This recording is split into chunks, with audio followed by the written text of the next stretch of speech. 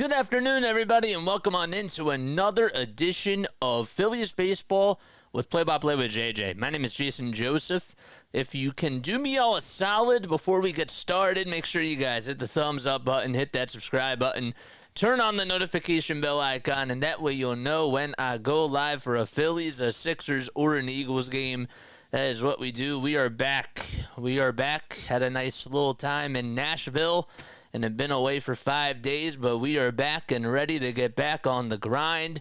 Phillies have actually done really well over their last 5 games overall. They've actually won 4 out of their last 5 and were able to beat the Kansas City Royals, take 2 of 3 there. They won the first 2 games of this series at home against the Astros, and they're looking to take care of business today to finish off the Astros and sweep them before the Braves come to town tomorrow for a 4-game set.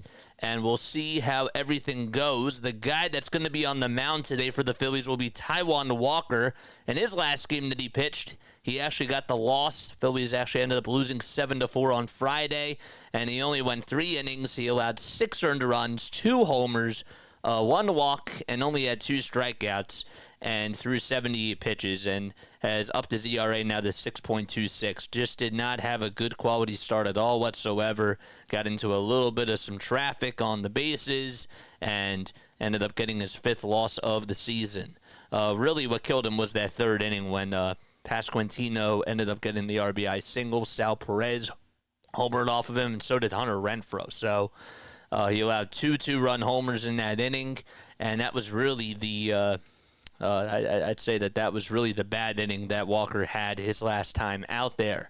So he's hoping for some redemption today, and the guy that he's going to be going up against will be Spencer Arrighetti, a 24-year-old from Albuquerque, New Mexico, and is 6-11 on the season with a 4.94 ERA. Last time that he pitched, it was against the Orioles. He got a 6-0 shutout.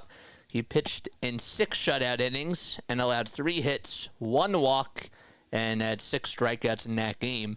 Over his last 3 games overall, he's gone 18 2/3 of an inning and has just allowed 6 earned runs on 12 hits.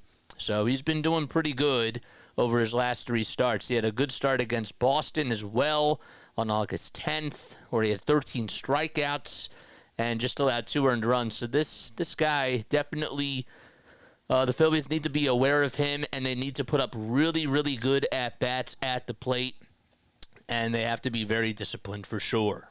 So, and yeah, man. So, all right, let's get into the starting lineups. What's up, KGB? What is up, Tony? What is going on, Katie? What is up, David? What's going on, Serena? Man, we got a big audience today. It's nice to see you all. I appreciate you all so much for being here. It's nice to be back. Definitely feel very refreshed, and I needed that for sure. All right, so let's get into the starting lineups for today.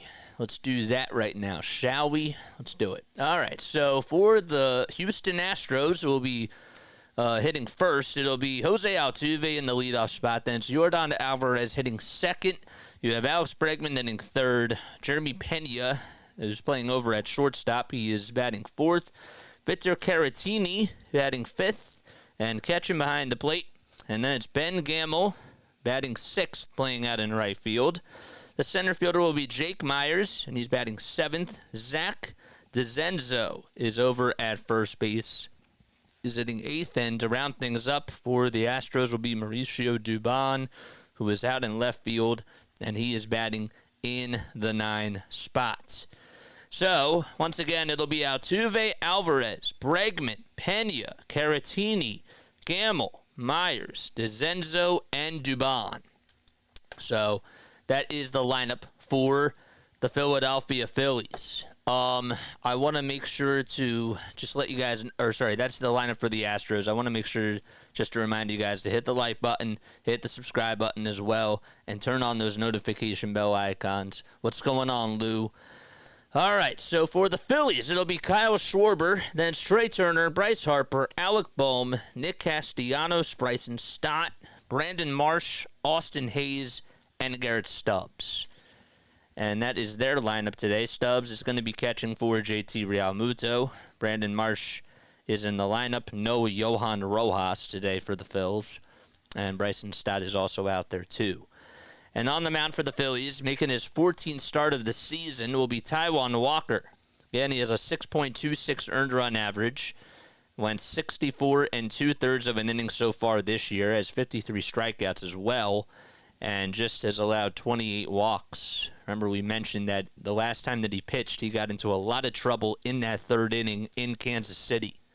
So, Rob, though, definitely says that he trusts Taijuan Walker just for who he is and his experience, and thinks that he deserves another shot out there. So we'll see how he does today. Hopefully he puts up a good outing for the Phillies and can give them at least a good quality start. Pretty sunny outside. It's 91 degrees Fahrenheit. Phillies are in their cream jerseys. Walker wearing his red long-sleeve undershirt underneath the cream jersey. Has the Phillies painted all across the chest with the blue stars over the eyes.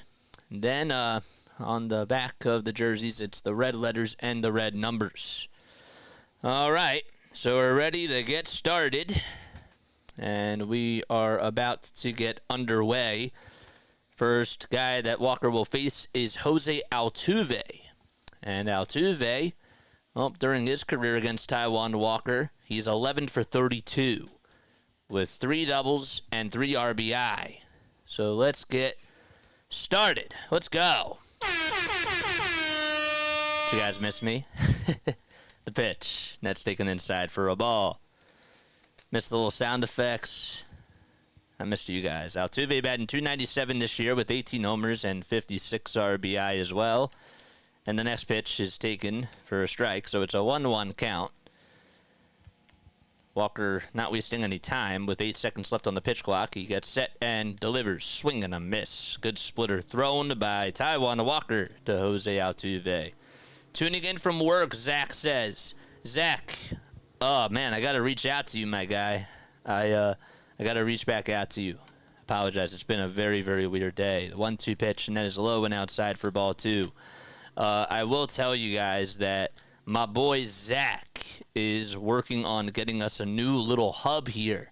And, you know, it's really, really incredible. And I can't wait to show you all when it is done.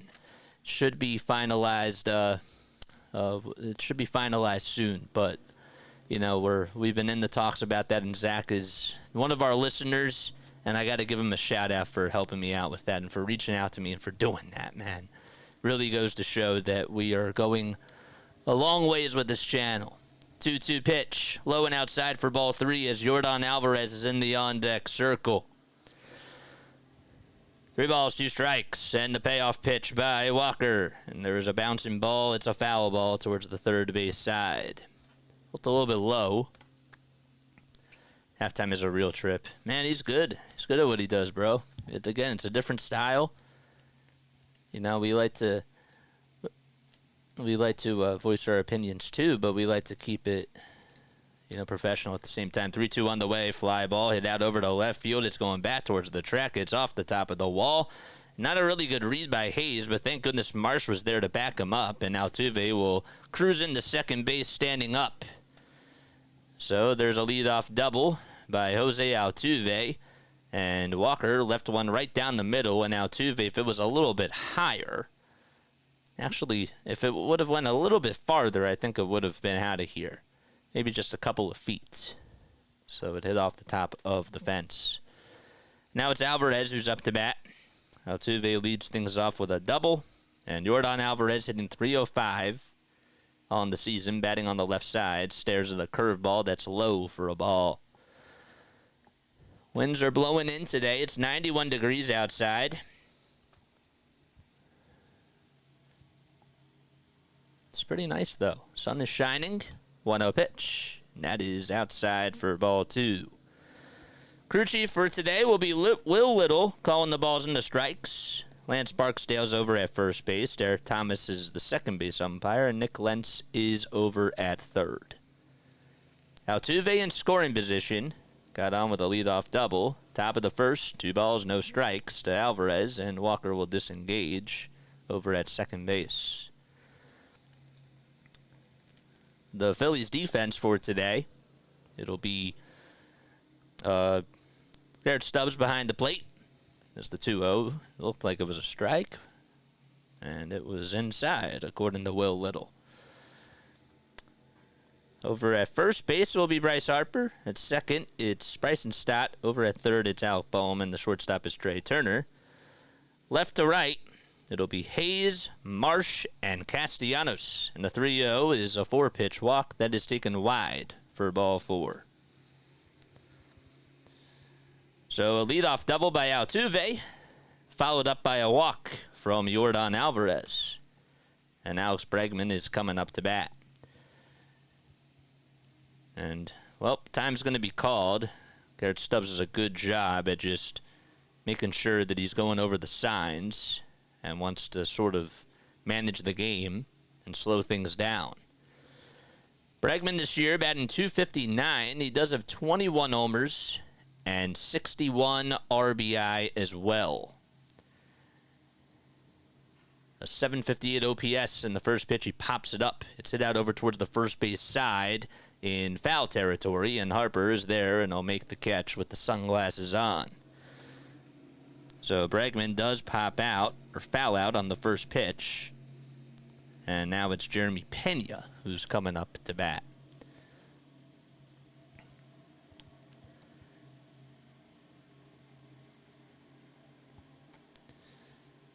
So Jeremy Pena, the 26-year-old from Santo Domingo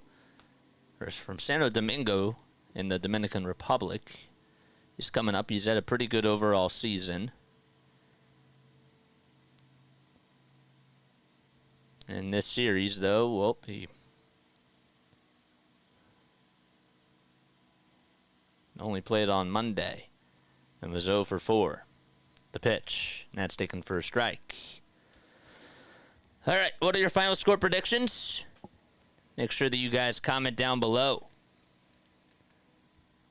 Nice shirt, JJ. I like this shirt a lot. It's a really nice one. The 0-1, and that's inside for a ball. I didn't want to wear Phillies gear today. I wanted to wear, something that, well, it's kind of cool. I really like this shirt a lot. I wear it a lot on the air. 1 ball, 1 strike. Altuve over at second. Alvarez over at first. Bregman fouled out to first, and the 1-1 ground ball back up the middle, sliding stop by Stott. He flips it over to shortstop, and Turner's there to cover the bag, and they get the first out there, or the second out there, and that's all that they're gonna get. So Pena grounds into a fielder's choice. Heading over to third is Altuve, and Pena does get aboard, but the guy that was out over at second was Alvarez. I was serious. No, I appreciate that, man.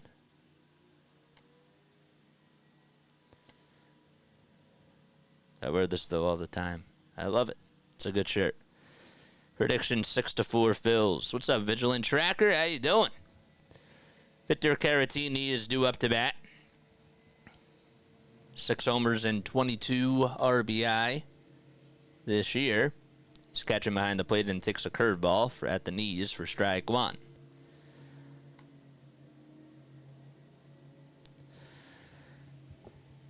Runners at the corners, 2 outs, top of the first.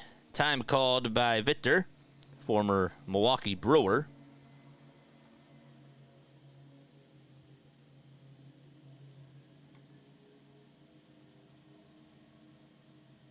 And the toss back over to first, not in time. And Harper is going to throw to home plate. And, well, the runner from third was going home. That was Altuve. And the Astros steal a run. How about that? So the Astros get on the board 1-0 on a stolen base by Jose Altuve. It was a good throw back over to first, and Harper was a little bit slow, wasn't paying attention, and Altuve just ran over to home plate, and that's just great baseball IQ, and that is how we have a 1-0 lead for Houston.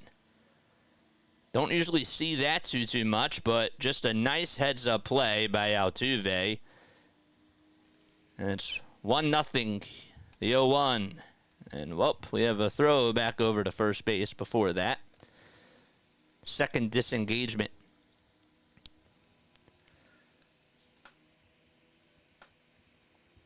So Altuve gets on with a double, steals a base, and scores a run. And the 0-1, ground ball, hit over towards the right side. Stott has it, flips it over to first, and the inning is over. Astros do get a run, though, on a stolen base by Jose Altuve. And we head to the bottom of the first. It's 1-0 Astros.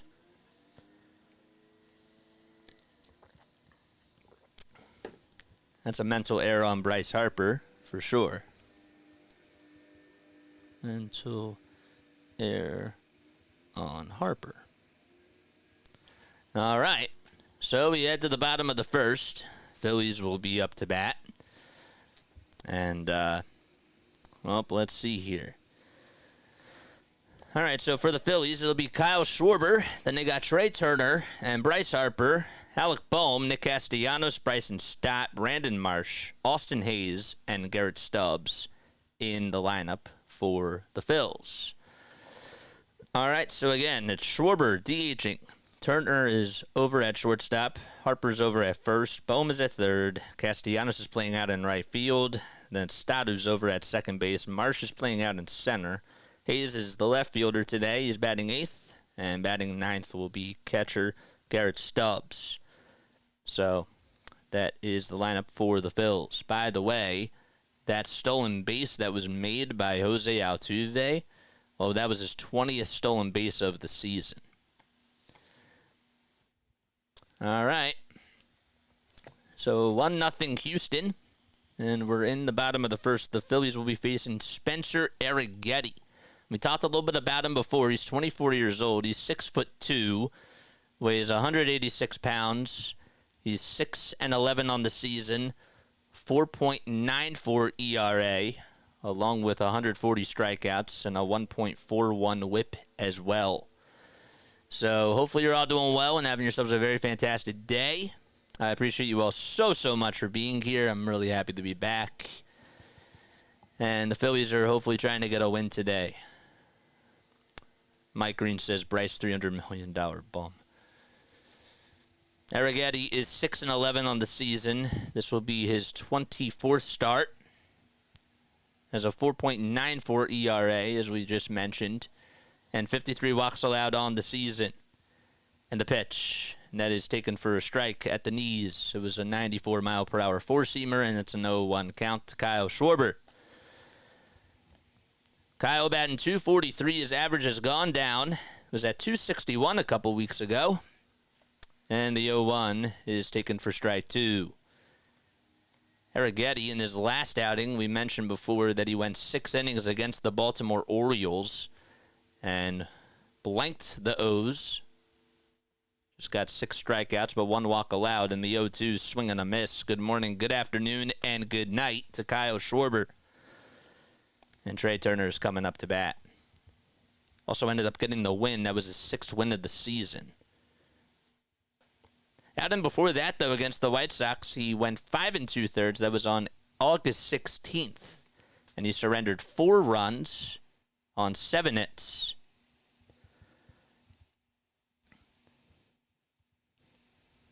So now it's Trey Turner who's coming up to bat. Let's see if Trey can get on here.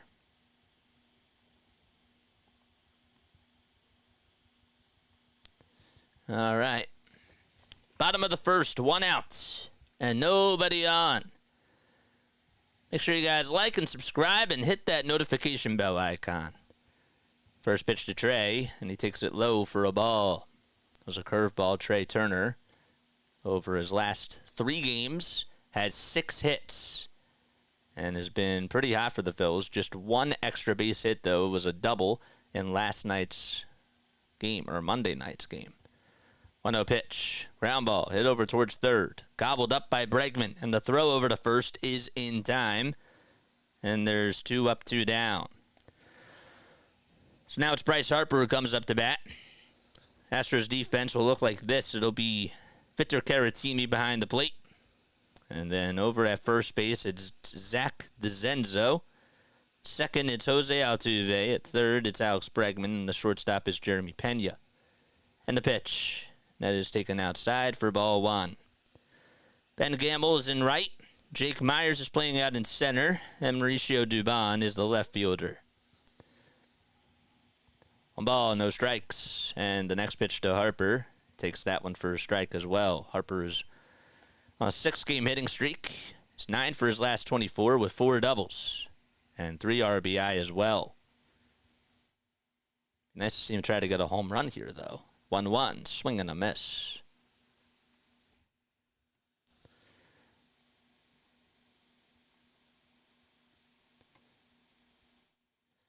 One ball, 2 strikes. 5 seconds left on the pitch clock. And Arrighetti gets set and delivers. And Harper just fouls it off. Grabs the baseball as it was hit right behind home plate. And then just sort of shoves it away. All right. So we're in the bottom of the first. Astros do lead it 1-0. Altuve doubled. Got on over to third, and then stole home after Harper was caught sleeping over at first base. 1-2 pitch on the way, swing and a miss, and a 1-2-3 inning thrown by Spencer Arrighetti as we head to the top of the second. 1-0 Houston is the score. All right, so let's make sure that we have this correct. I'm trying to get into a better habit of making this set. That's what I would like to do. All right. Hi, everybody. Hopefully you're all doing well and having yourselves a very, very fantastic day. I appreciate you all so much for tuning in. So let me put the camera on me for a second. All right. So, yes, I've been away. I was actually in Nashville and really had some time to take a little break, relax a little bit. And it was really nice, you know, just to be able to get away from things, get away from streaming, get away from, you know, my normal routine and all that. So I definitely feel very, very refreshed. And I am ready for this run in September for the Phillies and the Birds. All right, what's up, Larry? How you doing, man? What's up, KGB? Did you guys miss me? Comment down below if you missed me or not. What's up, Jackie? How you doing, man? Thanks so much for stopping by. Who else do we got? Weedosaurus is also here as well. Do we think that the Phillies can sweep the Astros is the question that I have. All right. Hey, Jason. Hey, Jason, you be making mistakes on your play-by-play calls, buddy. Keep doing it, man. What types of mistakes are you talking about, man? Give me a specific example. Predict another Walker loss. Have a cold one, JJ. Oh, dude, I'm great. I'm great. Why? Do y'all think I'm tense or what? Top of the second. And the pitch. And that is taken at the kneecaps for strike one. To Ben Gamble. Ben has been pushed around the majors. He's been a journeyman. The ball is 1 strike. Walker kicks and fires, and the pitch is popped up, hit out over towards straightaway center field. Marsh does get under it, and he's there to make the catch. And there is 1 out in the top of the second inning. Just going to mention that Gamble, a guy that has spent his time with the Yankees, the Mariners, the Brewers, the Guardians, the Pirates, the Padres, and the Mets. He's now on the Astros. Here comes Jake Myers, who's batting over on the right side, and the first pitch he sees, he hits this one out over towards right field, and Castellanos comes running in and tries to make the sliding catch, but it just pops out of his glove, and staying put over at first base will be Jake Myers. So he blooped it out to right field, and Castellanos did what he could, just tried to slide, though, and could not hang on to the baseball. I don't know if that by the time that he got there, oh yeah, he wouldn't have been able to catch that. It sort of died right in front of his glove, but it hit the very tip, and he wouldn't have been able to have a good grip. All right, and the pitch on the way to DeZenzo is taken for a ball. Looked like it was at the knees. So it's a 1-0 count. Astros are up 1-0. That's a lot of teams, right? What's a lot of teams?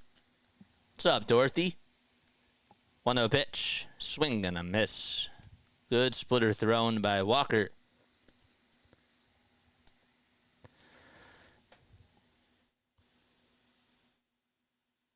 You were definitely missed. What's up, D? What's up, Mike? I didn't see Mike was here. Sorry about that. 1-1. That is chopped foul towards the third base side. Got 178 people tuning in. Just want to remind you all to hit the thumbs up button and to subscribe to the channel. And turn on those notification bell icons. Make sure that they're personalized notifications. That's what you got to do. It's an extra step. 1-2. That's wide.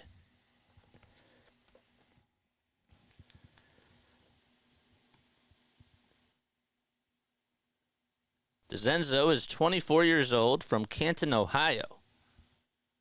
He's the guy that's up to bat now. And time is called by Zach.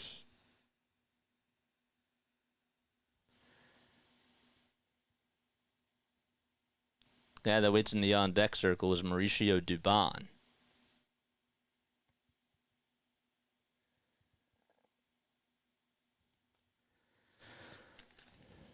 2 balls, 2 strikes. Walker gets set just at the belt and throws it back over to first base. And it's not in time.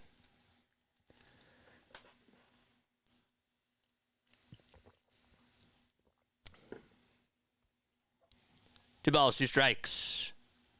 And the next pitch. Grounded foul towards the third base side. What's up, Edward? Both Edwards are here. Jesus is here. Nice. Did I fly or drive? I flew with my family to go see my sister, so that was nice. 2-2 pitch. Here it is. Ground ball hit over to shortstop. The sidearm throw over the second. There's one. The throw bat to first just in time for a 6-4-3 double play. And that's how the inning does come to an end. So we head to the bottom of the second. No runs, just 1 hit. And Phillies are coming back up as they trail 1-0 against the Astros. Okay, let's move this up a little bit. That's better. Much better. And then this guy comes down like that. All right. So 51 more subs until we get to 4,000. I would really like it if we got there. Myers got a single and DeZenzo 6-4-3 double play. So Bohm will be leading things off for Philadelphia. Interested to see what he can do here for the Phils. And then it'll be Castellanos who's up next. And I don't know if I like this, actually. I don't know if I like this, actually, or not. Nice double play. Hi, Scott. Yes, very nice to get that double play. So, yeah. We had a really good time. I'll talk a little bit more about it in the bottom of the third. All right, that's what we'll do. What'd you guys do while I was away? Comment down below what you guys did. Did you guys do anything special? Or did you just stay around? Did you tune in to a different streamer? What'd you guys do? Anything. Spencer Arrighetti is going to be out there for his second frame. Was able to get a 1-2-3 inning in the bottom of the first by striking out Schwarber, getting Turner the ground out to third, and getting Harper to strike out. And the guy that's next in the order is Bohm. Alec batting on the right side for sure. 6 feet 5 inches tall, 218 pounds, and he takes the first pitch for strike one. Was on vacation too and then came back on Sunday. Nice. How was the rest of your vacation, man? 0-1 is the count. And the pitch. Chopped foul. Over towards the third base side. Listen to Philly halftime to catch the game. Did you get my notification, too, that Snowman was calling the game as well? Did you see that I posted on my community tab? Please let me know because, again, if you have your notifications on, I need you to turn on personalized notifications if you didn't get that by hitting the pull-down arrow on the bell, and that's how you get all my notifications. No balls, 1 strike in the next pitch. And that is lined foul and out of play. The ball's 2 strikes. Arrighetti coming up with pitch number 14 in just a few moments as he gets set at the belt and delivers. Swing and a miss. It was a sweeper that was low. And the Phillies just have their 4th or their 3rd strikeout today. As Bohm swings and misses at it. I don't know what the heck is wrong with this. Tried watching another stream. Guy was doing terrible. Cussed way too much. You're the best, says Eric. I appreciate that, man. Again, personalized notifications. Hit that bell icon. And the pull-down arrow on the bell icon.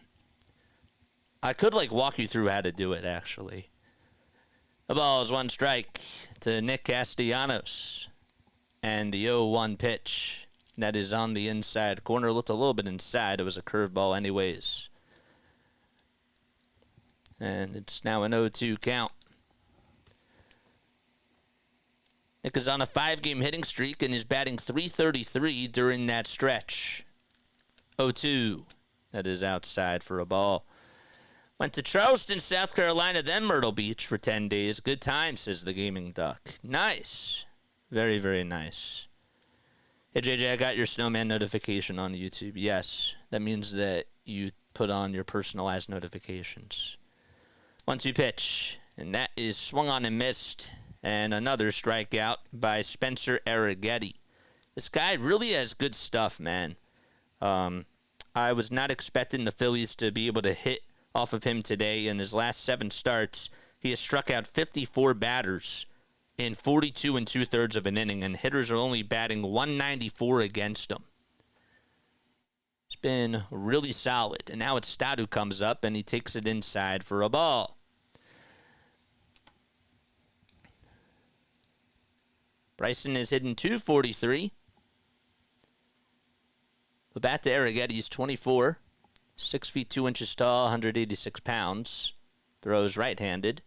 And the next pitch is off the plate for ball 2. This month, he has struck out 36 batters in 24 2/3. 2-0, and that's outside for ball 3. His first 2 outings in August, he had 13 strikeouts in 7 innings against the Boston Red Sox. And then the outing before that, he went 6 innings and had 12 strikeouts. Only allowed 3 earned runs during that stretch.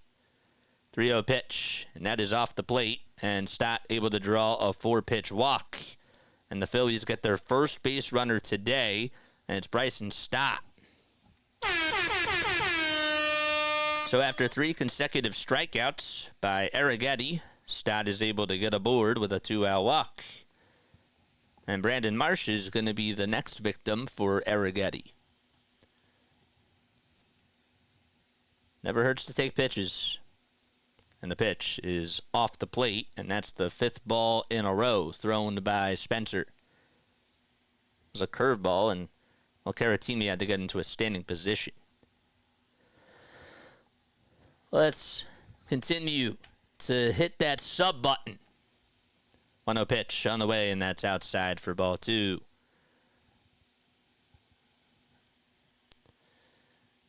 And now time is called by Caratini, and you can probably understand why. The Phillies, in their first game of the series, they won by a score of 3-2. And were able to walk it off on a Bryce Harper RBI single. Then in the second game, they were able to shut out the Astros 5-0. And Aaron Nola pitched really well and went toe-to-toe with Verlander, actually beat him in a duel.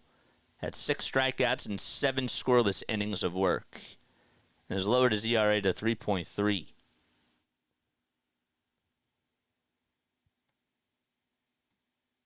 Everybody in the starting lineup got a hit last night except for Schwarber and Stott.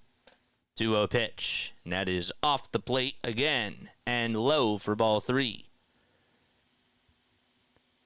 Austin Hayes is up next.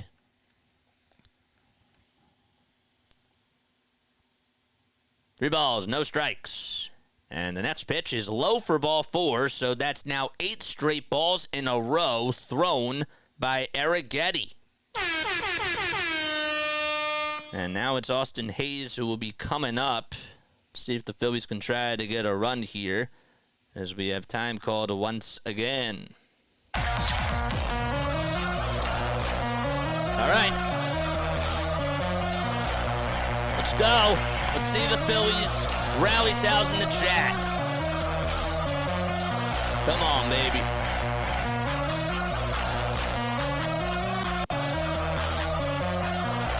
All right, so now it's Austin Hayes who's coming up.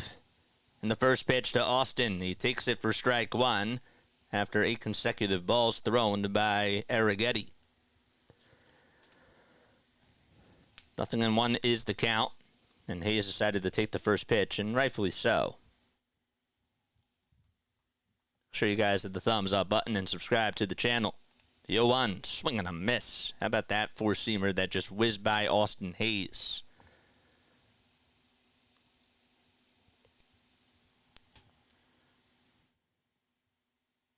Astros lead at 1-0.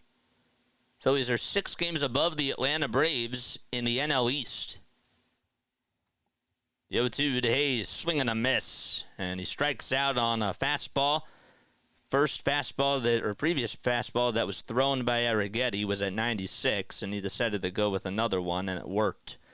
So the inning is over. Phillies just get 2 runners on with 2 walks, and that's it. And we head to the third. It is 1-0 Houston. Okay. All right. Now, what was that noise? What was that noise? Let me see if I muted everything. I think I did.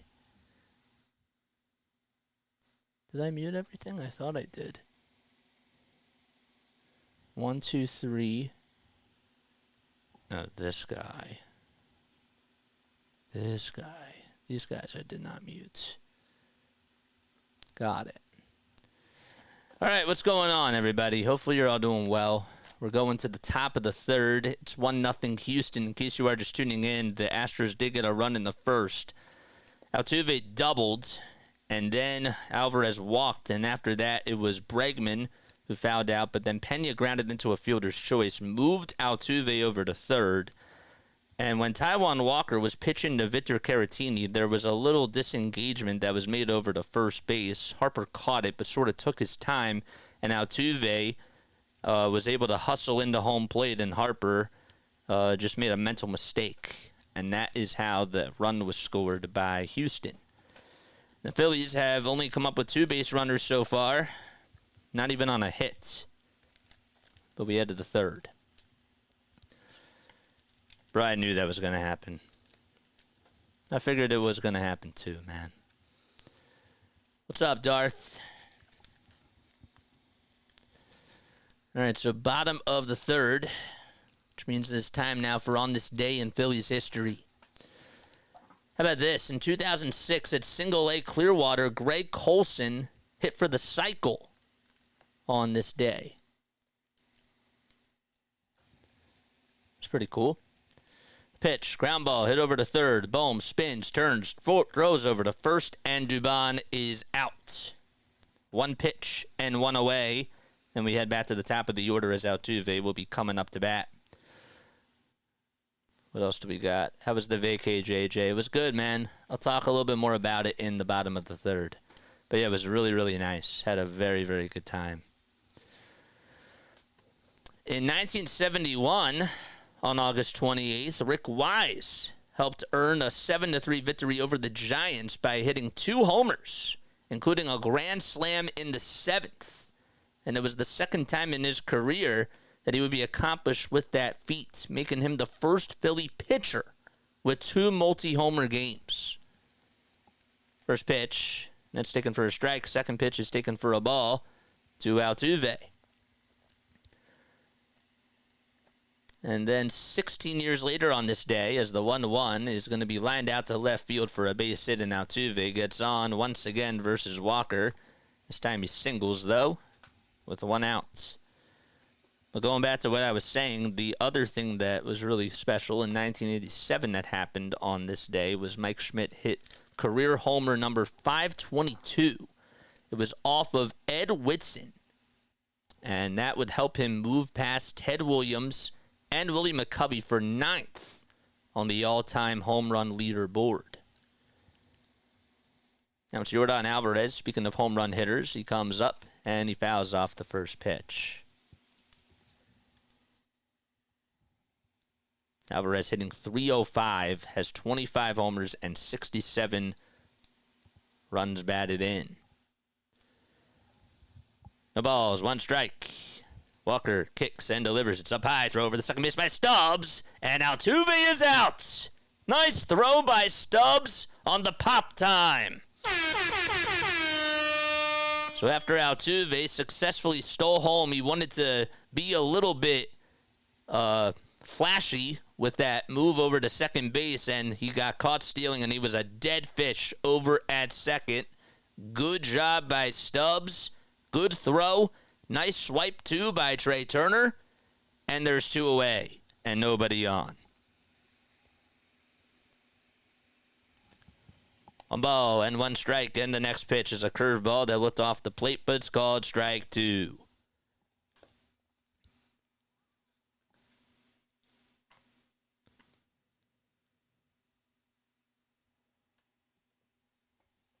One ball, 2 strikes. And the pitch to Alvarez. Line drive, hit out over to left center field, and that's going to drop in for a base hit. And, well, Alvarez does get on with a single. Maybe it was a good thing that the Phillies were able to get Altuve out over at second, because that probably would have made him score.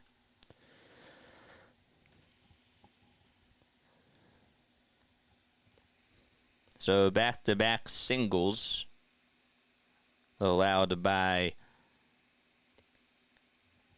Taijuan Walker. Comes out Bregman, and he stares at a curveball just at the kneecaps for strike 1.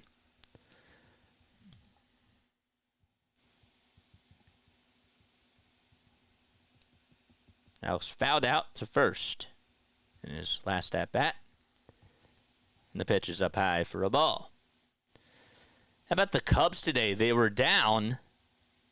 It was like 10-8, I want to say, in the 9th inning. But then they came back and beat the Pirates 14-10. 1 ball, 1 strike, and the next pitch is low for ball 2. A lot of offense in that game. Kyle Hendricks just lasted 1 2/3, allowed 6 earned runs. And the 2-1 is low for ball 3.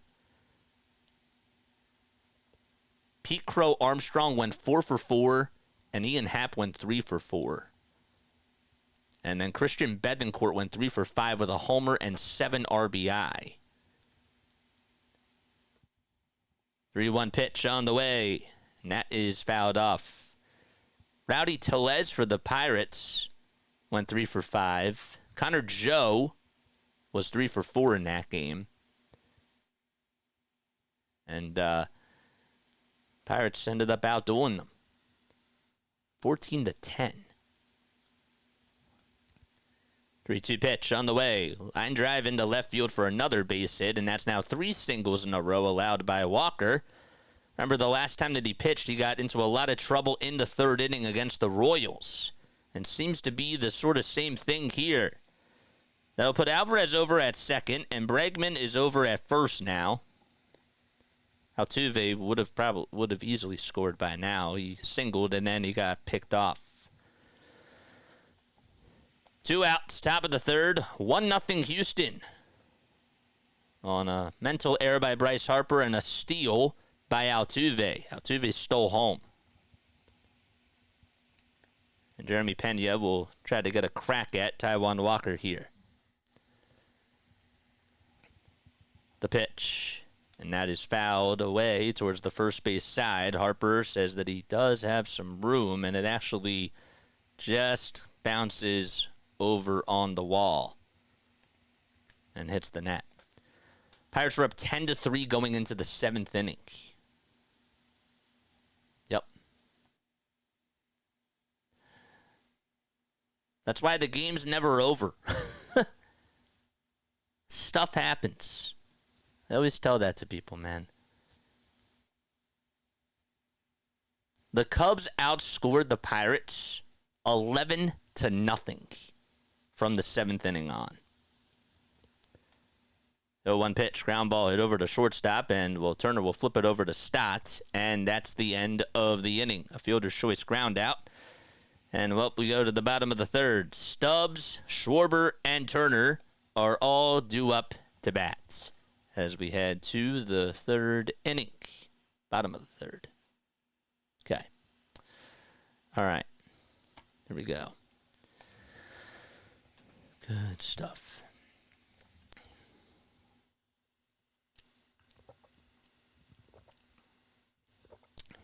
Any Eagles fans in the chat? I'm sure if we have 200 people tuning in on here and a lot of them are Phillies listeners, I am sure that you're going to get at least 50 people, if not 100. I'd probably say 100 of you probably tune into the Eagles at least. 50, that 50 is like totally wrong. At least more than half of you. So yes. JJ, how was vacay? It was fun, man. People keep asking me about it. Yeah, no, it was great. It was really, really awesome.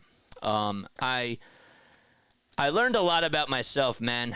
I really did. It's really important, and I'm noticing this, and I learned this, but it's really important to develop really, really good habits, but also to have structure. Personal structure from day-to-day activities and from day-to-day things that you do in life.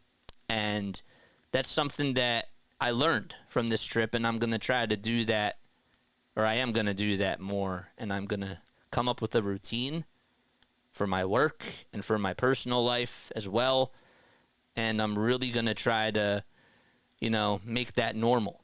So I started off by doing some things today, felt a little bit uncomfortable, but once they become more habitual or habits, it'll be easier. So it'll be great. All right. But anyhow, make sure you guys like and subscribe and hit the bell icon. The pitch to Stubbs, and that's taken for a strike. Right at the knees. Garrett batting .216 with 1 homer and 8 RBI as well. And the 0-1 pitch, fly ball, hit out over to right field. It was hit pretty sharply, but just right at Gamble.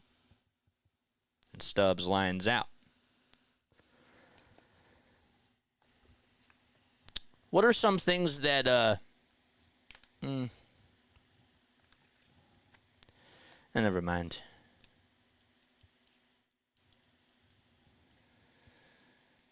Comes Kyle Schwarber. So Schwarber is up to bat. And the pitch, and that is up high for a ball. JJ, could you say how you made the changes and why?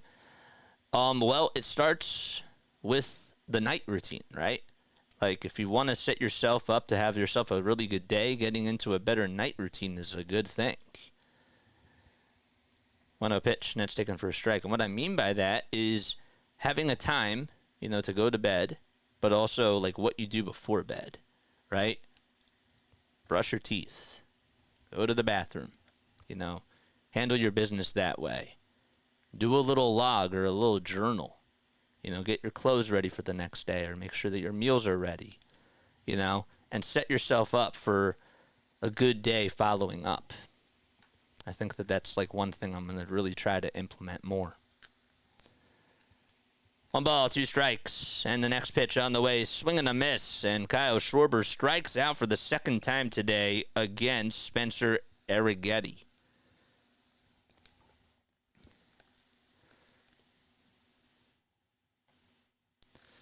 But also like getting up in the morning, right?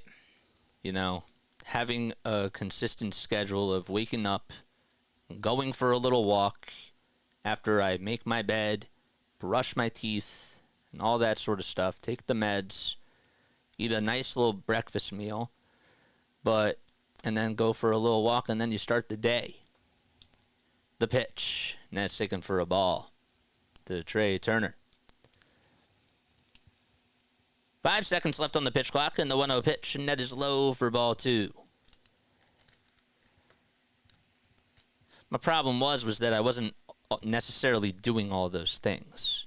And you don't want to implement a lot of changes. It has to organically come, 2 balls, no strikes, and the pitch, and that is outside for ball 3.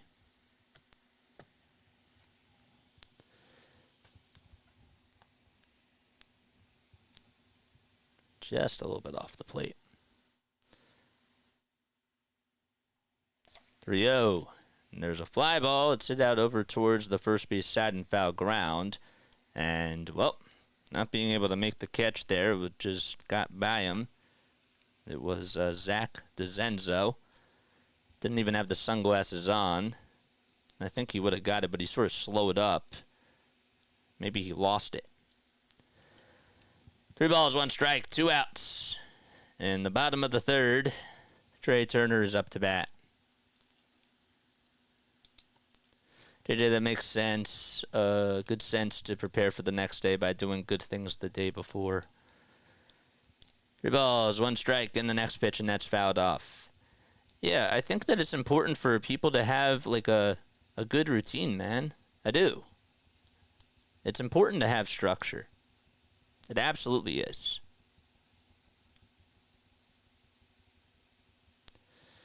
Three-two pitch. There it is. Swing and a miss. And Trey Turner strikes out. And the inning is over. All right. Top of the 4th coming up. It's 1-0 Houston. Phillies are down.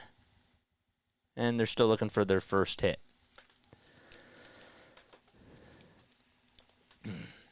All right. What's up, Philly Halftime? How you doing, man? Thanks so much for stopping by. Halftime, drop your link down below, as always.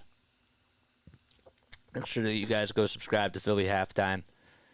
Gives you some really, really good reactions to Phillies games and the Flyers, Eagles, and Sixers games as well. He does that. But yeah.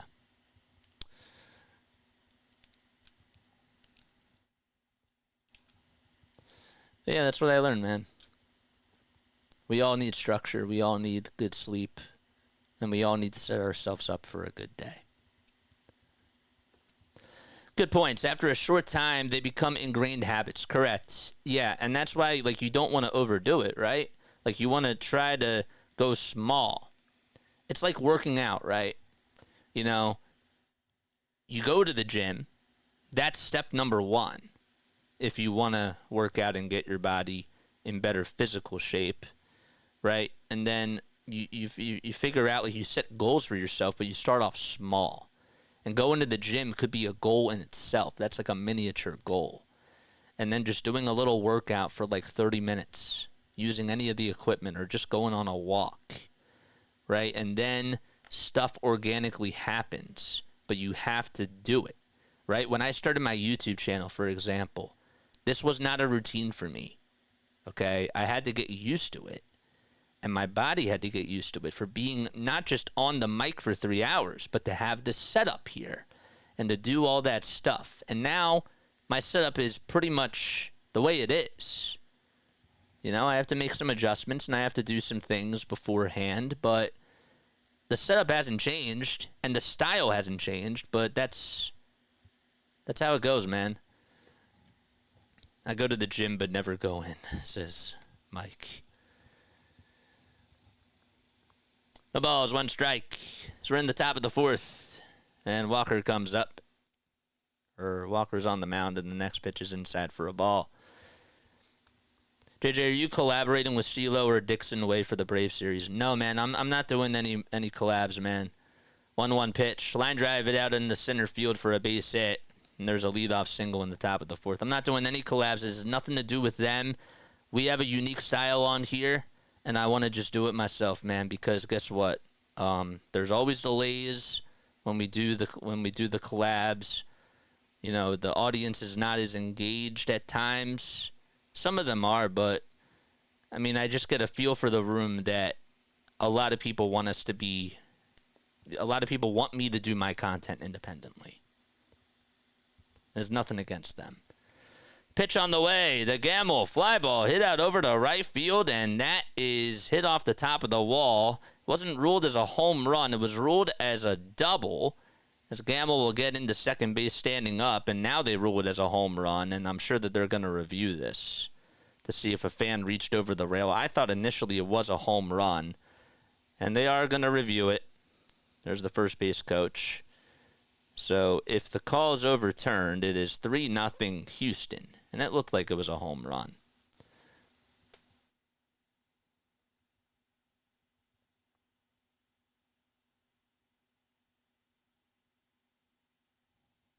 Let's see.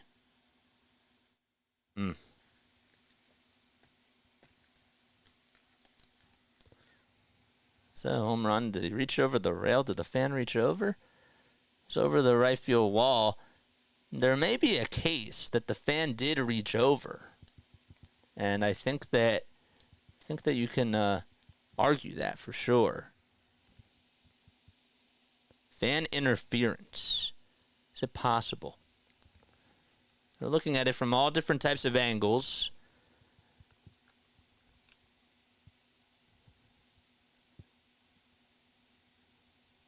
So what is the call? No, they're now officially reviewing it. That's what they're going to say. How we doing today? JJ, can we stick to the sports talk on these things that people are... Can we stick to sports talk? These things you're talking about are on other channels. Let's please talk sports. Thank you. No, man. Of course, we talk about sports on here, but I like to show people that I'm a human as well, right? And I like to talk about some of these other things because guess what? It's been a quiet game so far, and you need other ways to keep people on here to interact with people, and it gives other people sort of a distraction. So if I get a little bit off topic, of course I'll come back to the sports talk stuff, but I think it's important to show people that you're not just an AI bot, right? That you're a human. And if I just stick to sports talk, that's not who I am, you know? Let's see what the call is here. So they're going to rule it as a double. They say that the fan reached over, I believe. They didn't give the around the horn signal. So it is 1-0 Houston, and there's now runners over at second and third base. Why does Phillies keep trotting Walker out there, JJ? It's because Rob says that he has experience. Rob said it in the first inning. I don't know if you were here for that, but he wants to give him another shot. Here comes Jake Myers. He's batting now for the Astros. 2 runners in scoring position in the pitch, and that is inside for a ball. Don't forget to like and subscribe. 1 ball, no strikes. And the next pitch on the way is grounded foul. Myers does have 12 homers on the season and 53 RBI as well. 1 ball, 1 strike. And Walker kicks and delivers and throws a sweeper that catches the kneecaps for strike 2.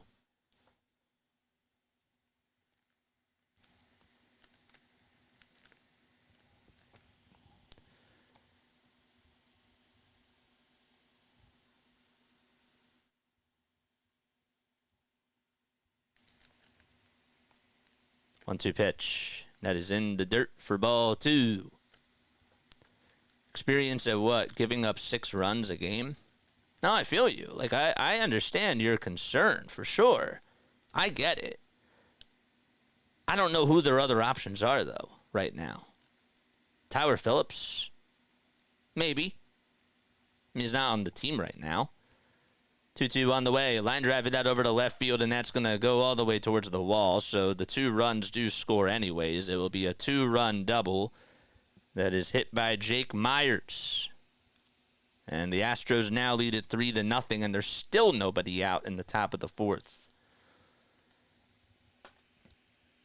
So Gamble and Caratini both score, and Myers gets a 2-run double. If you guys want to become a member, you're more than welcome to do so.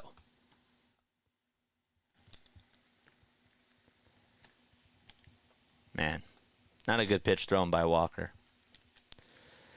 Dezenzo up to bat, and the pitch. It's popped up, hit out over towards shallow center field. Marsh comes jogging in, and will be there to make the catch, and there's 1 away. I agree.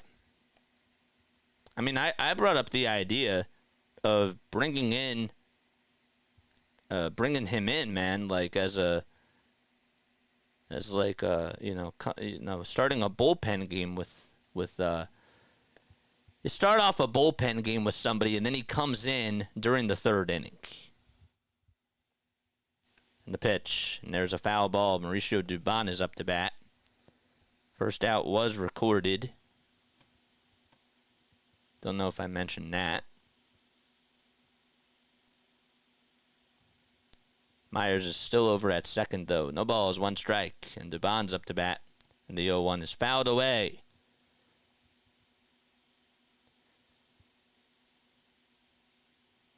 So Dezenzo did fly out to center. We did mention that.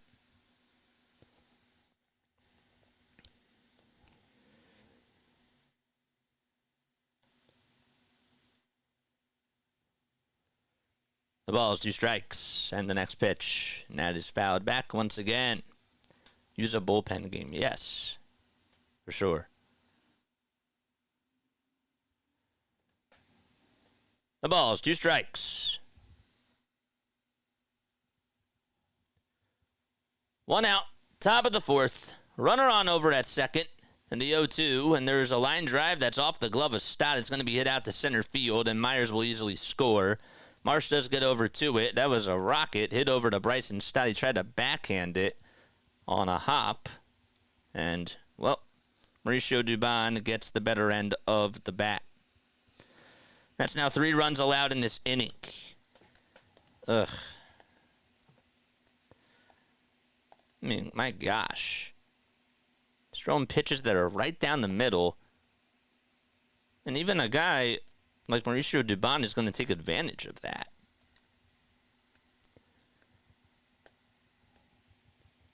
Runner on over at first, and the pitch. And that is a breaking ball that is outside and in the dirt. Altuve has doubled and singled, scored a run, stolen a base, and has also gotten caught stealing, all off of Taijuan Walker. The stretch and the pitch. Way inside and way up high for ball 2.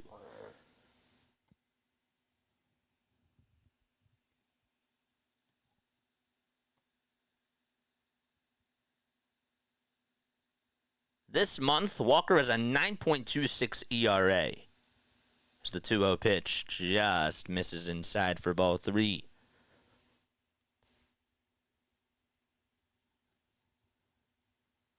Walker's not going to pitch in the playoffs.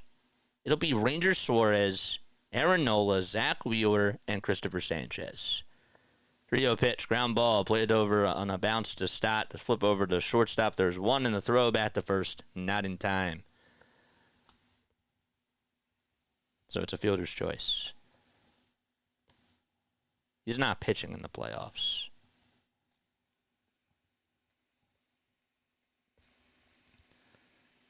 So Altuve is safe over at first base. Stott sort of bobbled the ground ball. Again, it was hit pretty sharply, but I don't know if they would have even been able to get Altuve out over at first anyways. And it's Yordan Alvarez who's coming up to bat. 1-for-1, singled and walked so far today. 4-0 Astros. Don't forget to like and subscribe. And the pitch, here it is, and that is taken for a strike just below the knees. Still a good pitch, though. Have to call a spade a spade.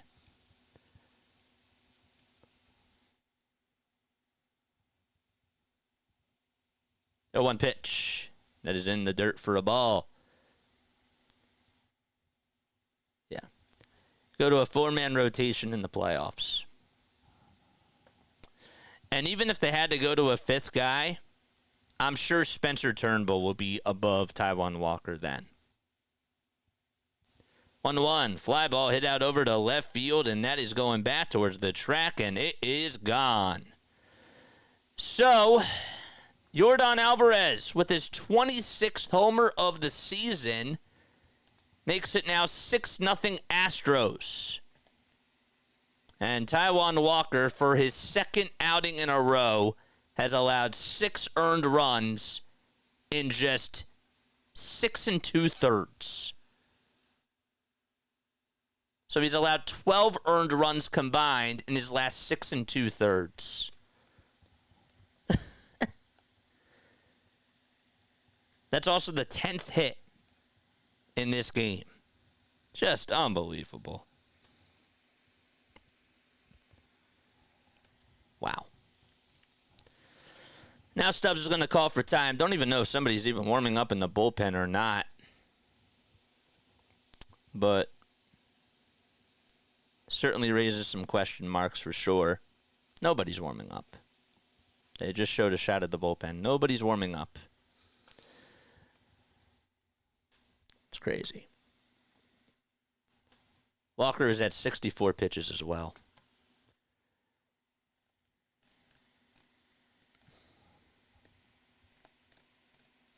I mean, like, why keep him out there?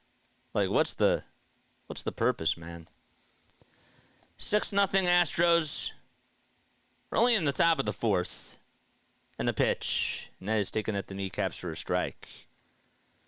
Camel Toe Harris says, don't waste the bullpen. Go 1 pitch. Here it is. Line drive hit out over to left field, and that's going to go all the way towards the wall. Now Alex Bregman will cruise on into second base and get on with a double, stand-up double with 2 outs.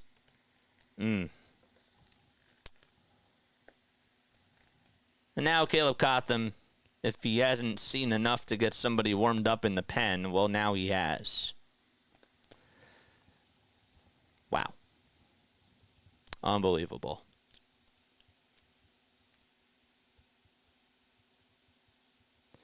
Two outs. And now the 9th man to come on up to the plate will be Jeremy Pena. And the pitch. And that is inside for a ball.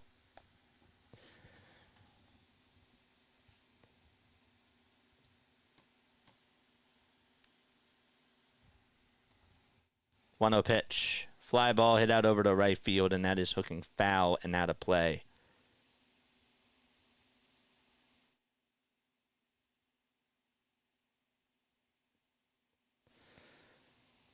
Walker is 5-5 against the Astros. He's pitched against them 14 times in his career and has a 4.52 ERA. And the 1-1 pitch on the way. Fly ball hit out over to right field, and Castellanos is over at the track and makes the catch.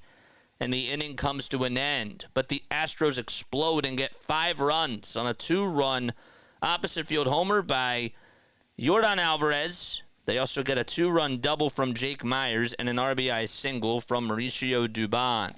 And lead it 6-0 as we head to the bottom of the 4th. So, pretty crazy. Rob is smoking something. You know, as we go to the bottom of the 4th, man, Phillies are down 6-0, of course. I don't know if you saw that I went live the other night at midnight. I did. I said in the live that I want people to know that I'm frustrated, even though it doesn't look like it right now. I am frustrated. Even though over these last 6 games it's been a different story, and I really haven't even been watching. I really wanted to make sure that I spent time with the family and got a little bit away from things, but I know that it's sort of a whole new world after these last 5 games. I don't know why I said 6, but yeah. I bring this up because I want you all to know that I'm not happy with how they've played. And in this game, I'm not happy about it either. Not happy at all.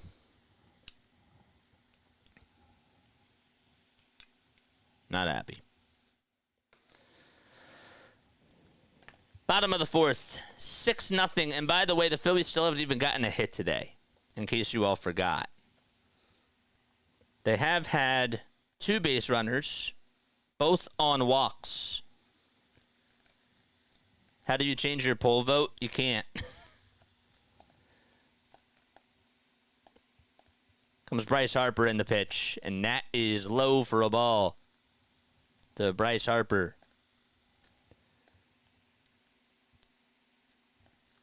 One ball, no strikes. And the pitch to Harper, swung on and hit out over to center field, and making the catch is Myers. He didn't anticipate he had to go back, but he sort of came running in, and then at the last second went back just a little bit and was able to make the catch. I think they had a lot of wind on it, and Myers was there, and, well, Harper lines out to straightaway center. Who wants first place? Not Thompson, apparently. Bottom of the 4th, 1 out. And the pitch to Bohm. Ground ball hit over to second base, scooped up by Altuve, and the throw over to first is in time. My question is, though, if, like, for those of you that are saying fire Rob now, right? My question is, who are you replacing him with? That's my question. You know, because that's half of the problem. But who are you replacing him with? 2 outs, bottom of the 4th. And the pitch. And that is taken at the knees for a strike.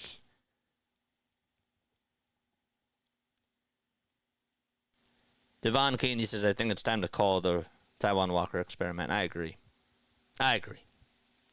0-1 to Casty, swing and a miss. Gets a 4-seamer that whizzes right on by him. It was right down the pipe. So it's no balls, 2 strikes. Aaronola got his 102nd win yesterday as the 0-2 pitch is swung on and missed for strike 3. And Castellanos is retired. So another 1-2-3 inning as the Phillies go down in order. And they are hitless so far in this game. All right. Mike says, I'll coach. Fire Rob. It was a scheduled loss.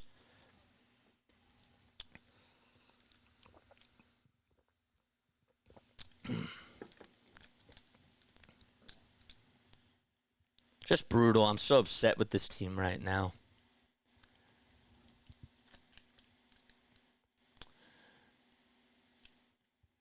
Were you guys happy when I've been saying fire this guy in mid-July? Yes, y'all said I was nuts. I didn't say that you were nuts. I didn't say you were nuts. Go back to the tape and tell me when I said you were nuts for firing the guy, for firing Rob. I told you that you were crazy for thinking that Jazz Chisholm Jr. would be a good fit for the Phillies. I also did say on the record that at the time, I didn't think that the Phillies needed another outfielder in the beginning of the season, and I was wrong. You were right about that. And I was wrong. But that's how it is. they're going to get no hit, and somehow it'll be Walker's fault. But no, I didn't say that you were crazy to fire Rob. I said that I wouldn't fire Rob, and I disagreed with that take. But that's how I felt then. And now, yes, Rob is on the hot seat for me. I just don't know who you would replace him with. Because people think that, that's the whole thing. I said fire Long as well, and y'all said that it wasn't his fault. I did not say that either. If you're targeting me, I did not say that. But maybe some people in the comments did. I consent with the loss. We won the series, says Spidey Mods. The ball is 1 strike, and the pitch as Walker is back out there, really. And that is taken for a ball. Really. Wow. 1 ball, 1 strike. Top of the 5th. Nobody on and nobody out, and Caratini is up to bat. And the next pitch is way inside for ball 2. Just unbelievable, man. Well, I agree with firing Long, says Larry. Yeah, man. 2-1. There's a fly ball hit out over to left field. Hayes backpedals over towards the track and will be there to make the catch, and there is 1 away. Not you, there's people in here. Okay. I got you.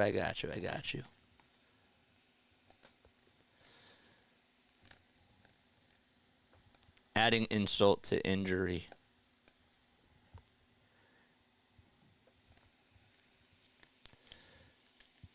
Here comes Ben Gamble and the pitch. And that is on the outside edge at the kneecaps for strike 1.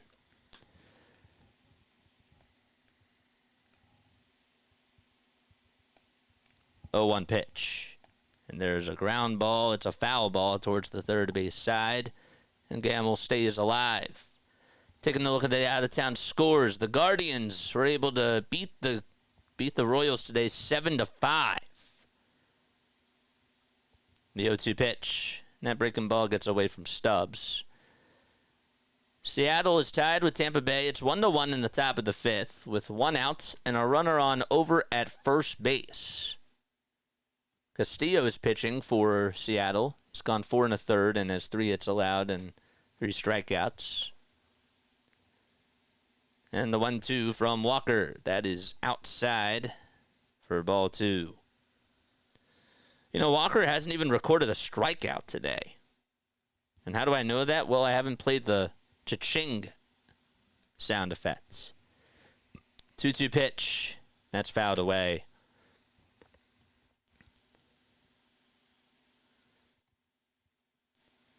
Astros are 3.5 games above the Mariners in the AL West. And 2-2 is outside, way outside for ball 3.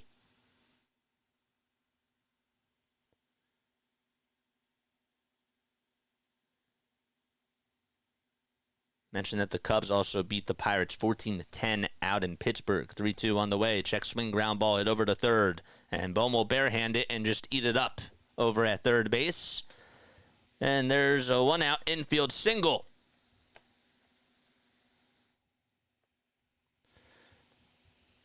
And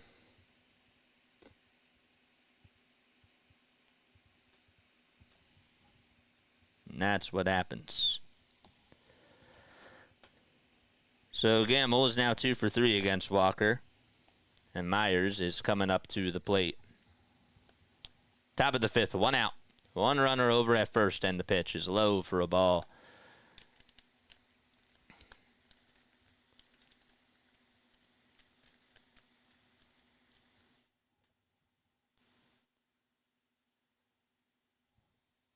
On a pitch on the way. Ground ball hit over to shortstop. Turner takes it over to the bag for 1. Fires a strike over to first, and it's in time for a 6-3 double play. The inning is over. So the Astros don't get anybody home, and we go to the bottom of the 5th. It's 6-0 Houston. 6-3 double play. Okay. Yikes, just joined. Terrible score. I'm going to the game tomorrow. They better They got to do better. Frankie, they won yesterday and the day before and the day before and the day before. Yeah. Keep the conversations, too, coming as well, guys. I'd really, really appreciate that. What's this debate in the chat? Look, the only thing is, okay, is that if your argument is, if you're saying fire Rob, okay, like I can understand why. Okay, obviously I understand why, and I get it. For me, he's on the hot seat, but if you say fire Rob, like that's one thing. But all I'm asking for is who would you put in Rob Thompson's place? Would you put LINKTREE in there? I would. But if Rob's going, what's the extra move that has to happen? I actually think LINKTREE would be a good coach. I think he would be a good manager for the Phillies, and I think that he would do a good job. I do. But we all said fire Brett Brown, and then they hired Doc Rivers, for the Sixers, and it ended up not working out. And Doc Rivers, I think, was worse than Brett Brown at times, a lot of the times. So, yeah, Brett Brown was gone, but who did they have come in? It was Doc Rivers, and that wasn't good either. So, I'm just simply asking, who would you put in Rob Thompson's shoes? Seriously. What baseball manager or what personnel would you put in Rob Thompson's place? That's all I'm asking. And if you don't know, that's fine. That's fine. Bottom of the fifth and the first pitch. And that is a cutter that is taken at the knees for strike one to Bryson Stott. Phillies have gone hitless today against Spencer Arrighetti. The ball is one strike. And the pitch to Stott. Line drive caught over at first by DeZenzo. And there is one gone in the bottom of the fifth. They were in the World Series 2 years ago and darned near got to the World Series last year. Rob deserves the rest of the season. And Mike's argument says he refuses to sit guys who need sitting. Stott needs to sit it one day. Cassidy needs to sit. Yeah. The pitch. Swing and a miss.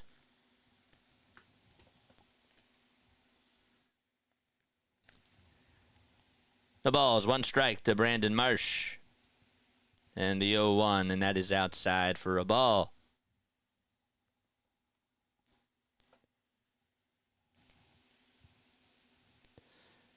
Arrighetti has gone 4 1/3. He has struck out 8 batters today. 2 walks allowed. The 1-1. Bouncing ball. It's a foul ball towards the first base side and out of play.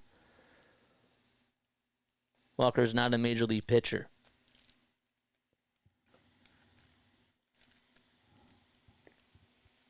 Okay, but again, who are you replacing him with, man? Who are you replacing Rob with? I'm just simply asking the question. 1-2. There's a pop-up that's hit out over towards shallow left field. It's looking foul, but Dubon is there, and he'll make the catch. And there's 2 away.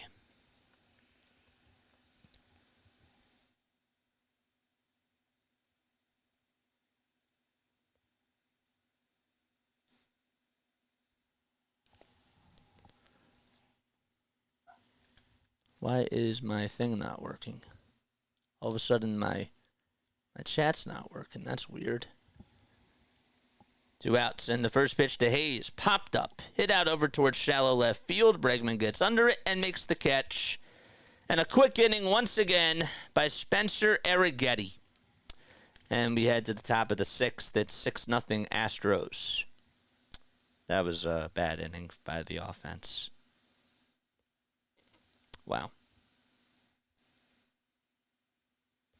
Pop out over to 5th. Yeah, and you know why they lost to Arizona. It's why they are having a lot of issues now. They can't hit off speed. Larry says, Rob's earned the right to finish out the season, but if they don't reach the World Series, he's on the hot seat, says Larry. And I disagree. I completely disagree with that statement. I think that you can be on the hot seat, right? You can be on the hot seat right now, and I think that the way that I look at it is this, okay? I'm going to not look at the comments really quickly.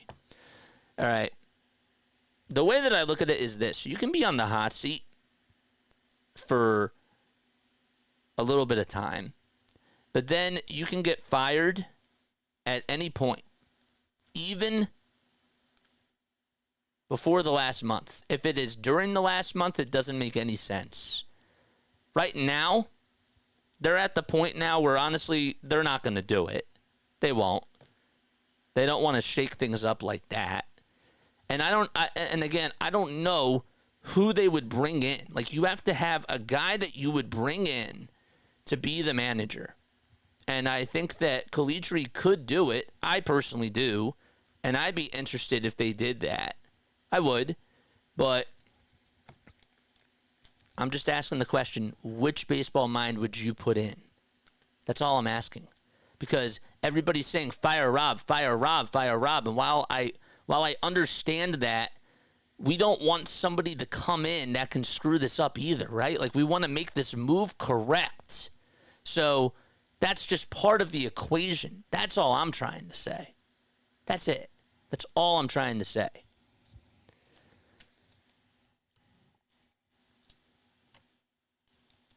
Agree with Larry.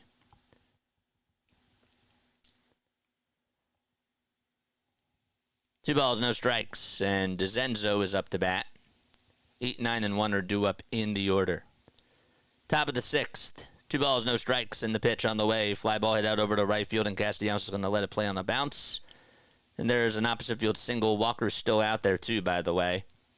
We're in the top of the 6th, and there's a leadoff single.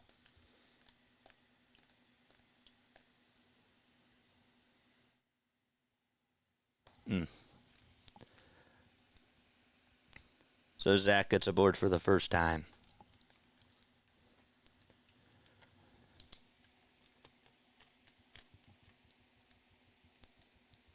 The pitch. And there's a strike at the knees.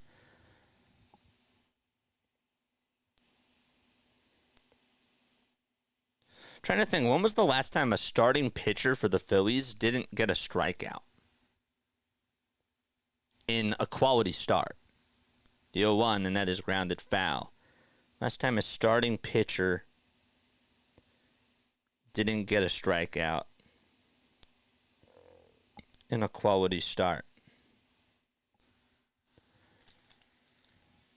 The ball is 2 strikes, and the next pitch, ground ball hit over to second base, the flip over to shortstop. There's one, the throw back, the first in time, and that's the third double play that the Astros have hit into today. This time it is Dubon who grounds into a 4-6-3 double play. And there's 2 away.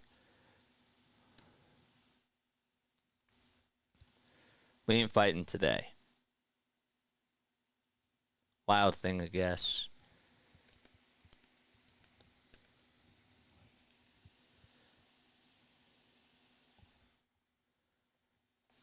Two outs. And the pitch. There's a foul ball back over towards the screen.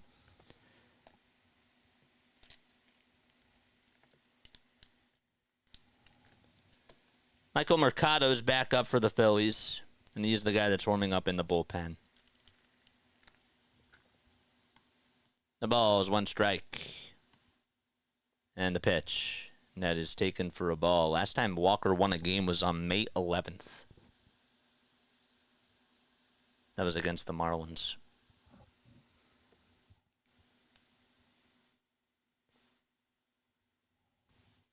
1-2, and that is low. You know what? I'll see yes, none of y'all are getting my point. I understand your point. I do. I understand your point. I get that he doesn't shake up the lineup. I get that Stott doesn't always, that Stott and Marsh sometimes sit too much, and against the lefties, that can't happen, right? You got to still put them out there, even though they have struggled against the lefties. But the philosophy is not correct. Okay, you can't baby these guys. I understand.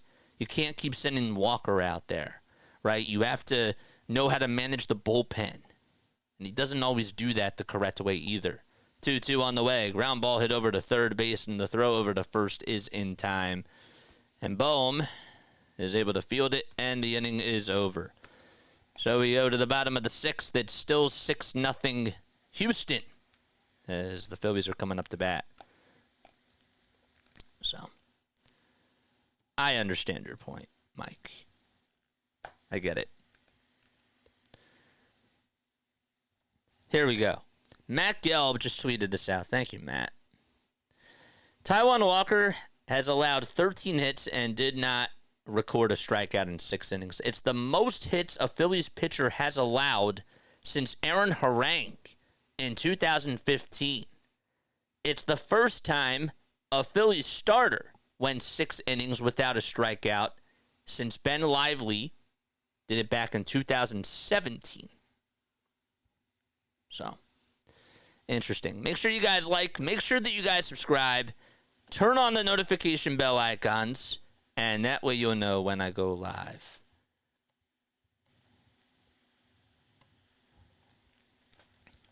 JJ, how you doing? Sorry, JJ, you're doing a hell of a job, and I love this. Thank you, man. Appreciate it, bro. I do. I really appreciate this, guys. Again, like, feel free, of course, like, comment how you feel down below. You know, I've asked it several times. Nobody's answered my question. You know, if I'm going to ask it again, though, if you say fire Rob, okay? Rob's out. Who's coming in? Who's coming in to manage the team? That's all I want to know. I say Rick LINKTREE would be just fine. But who would you put in? If you were on the fire Rob Thompson seat right now, you got to have some type of a manager. Who's coming in? You said the Phillies don't have any options for pitching, but if this continues for Walker, do they just DFA him and eat up the rest of his contract for what? Another $24 million for the next 2 years? I don't know. Pitch on the way, and that's taken for a ball. I don't know which team is going to trade for him. I don't know what you do. 1-0 the Stubbs. There's a foul ball hit out over towards the third base side and out of play. Walker's day is finally done. Throws the glove down, and Marsh sort of gives him a little pat on the back and says, hey, we got to move on. 1-1 pitch. That is way outside for ball 2. It was a sweeper that was taken by Stubbs. Eric Getty has not allowed a hit so far today. The 2-1 pitch, and that's fouled off. Pete Rose. Yeah, but isn't Pete Rose banned from the game? Mariners just got rid of their third base coach.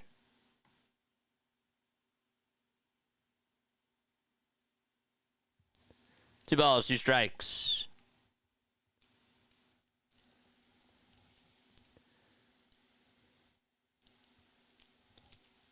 Bottom of the 6th. 10 seconds left on the pitch clock, and the 2-2 on the way. Line drive it out over to left field, and that will be caught once again.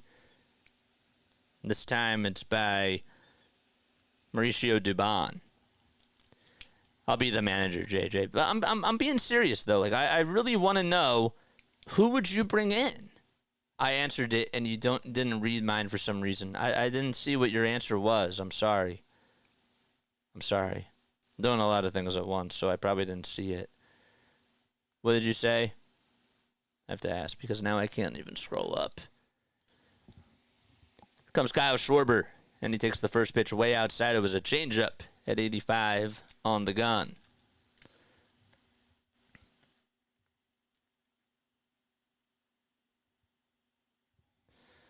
One-oh pitch.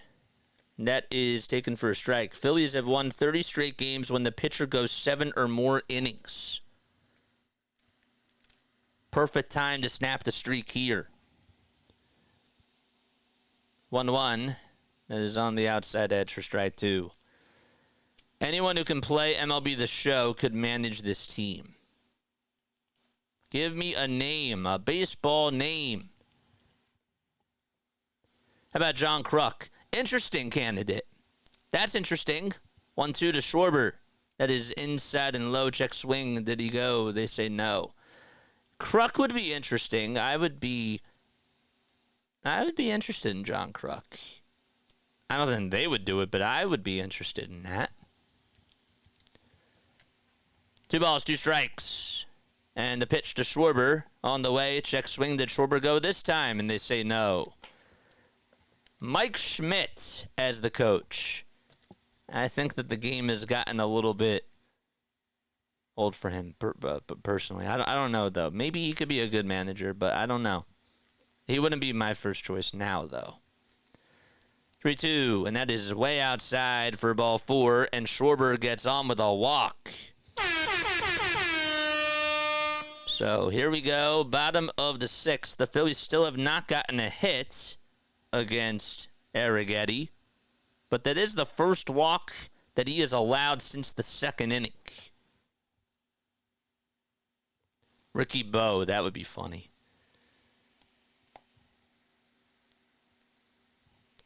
The pitch, and that is taken at the kneecaps for strike 1 on the outside edge. I tried Jim Leyland. I know that he retired. I wonder how that would work. The 0-1. That is way outside for a ball.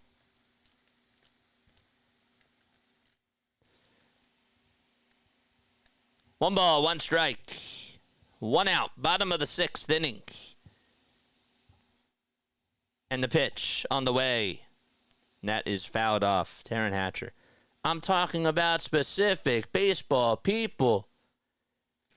I'm being really serious. I am. Y'all are funny, but I'm trying to ask a serious question.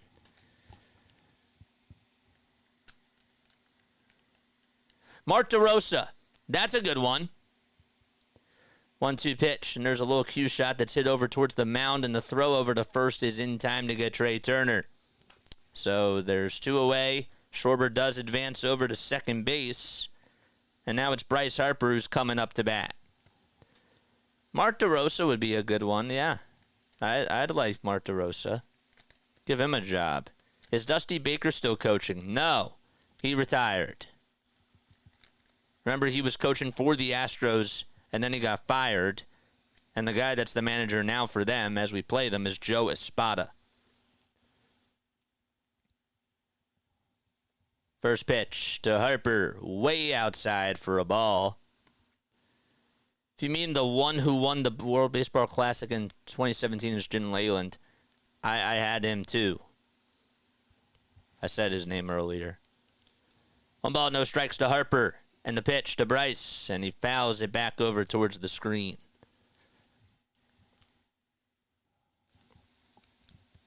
Harper's batting .345 with 2 outs and with runners in scoring position. Also has homered 6 times in that situation.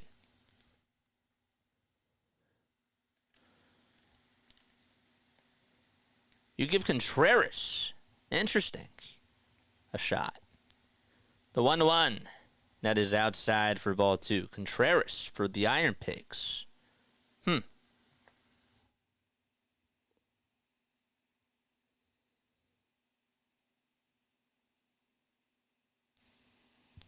Anthony Contreras. 2 balls, 1 strike to Harper. And the pitch on the way inside for ball 3.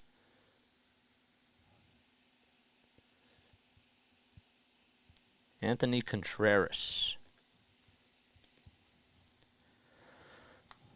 3-1 is the count. 5 seconds left on the pitch clock.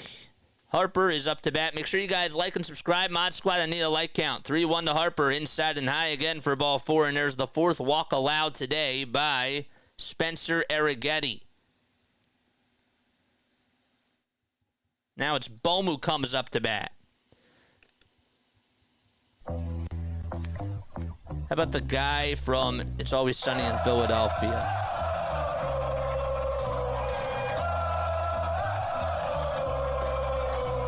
Let's see if Bohm can try to get the Phillies back in this game here. Time is called. And King is going to get warmed up in the bullpen for the Astros, even though Arrighetti has 74 pitches. I guess that they're going to do it in case this inning gets out of hand.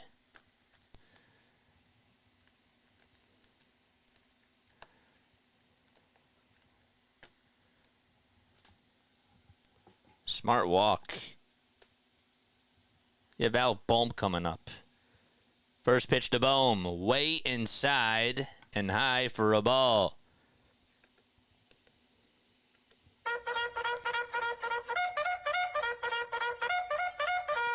Charge! It's our first charge of the day. Let's go. 1 ball, no strikes, and the pitch to Bohm. And that was a little bit inside for ball 2. Bohm has been the most consistent hitter on the Phillies. 2 balls, no strikes to Alec. Schwarber at second, Harper at first. Arrighetti kicks and delivers, and the next pitch is bounced into the Astros dugout.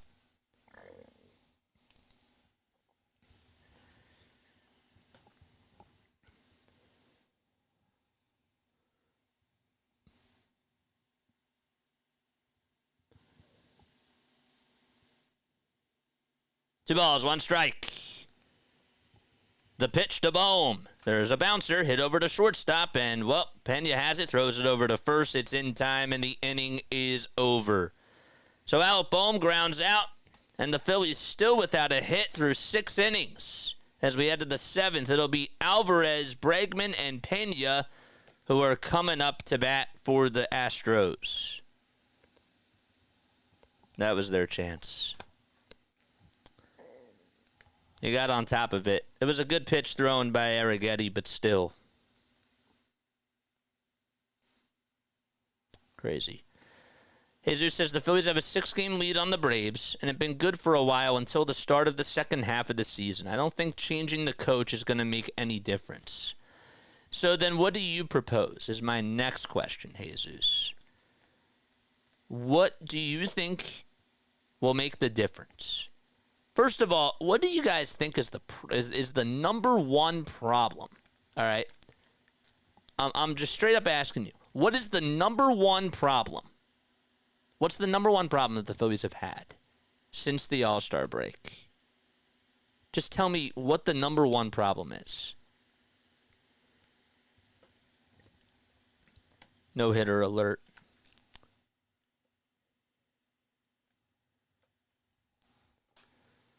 Might as well keep Walker on today. We're not going to win. You don't want to burn the boat pan out of a meaningless game. Yeah, at this point, look, I hate the wave the white flag strategy. I really do. You do have a big series coming up, though, against the Braves. Binge and purge on offense. No consistency is the number one problem. Okay, but out of all the, what do you call it? The positions in baseball, not like the actual positions, but what specifically is the problem? Is it the offense? Is it the pitching? Is it the managing? Is it, like what's the number one problem? No constant hitting. No consistency. If we're talking about hitting, I think that hitting is the number one problem. Top of the 7th. And Alvarez is coming up, and the first pitch nearly hits him on the foot as Mercado is pitching. Probably lack of consistency when to start bench or / knowing when to start bench or cut players. Number one problem is sucking at baseball. That's not specific, man. That's not specific. The number one problem is their offense. That's the number one problem. Can we agree on that? Let's do that as a poll. No consistency at all. Let's end this poll, and let's start a new one. 1 ball, 2 strikes. The next pitch is swung on and missed.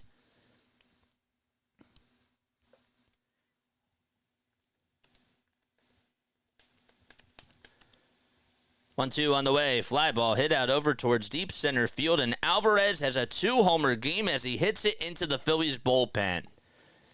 So he's 3 for 3, and that's his second homer today, and it's off of Michael Mercado. And that's the 27th homer hit by Alvarez on the season. Only 96 likes. Come on, man. We can do better than that.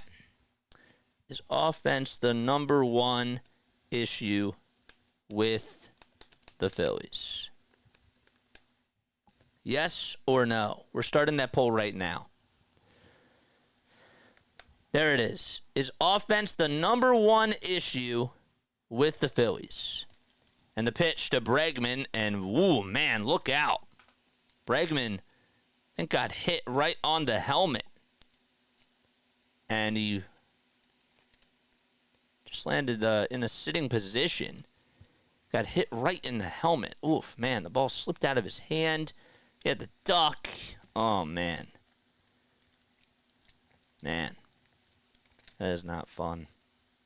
Got hit right on the helmet.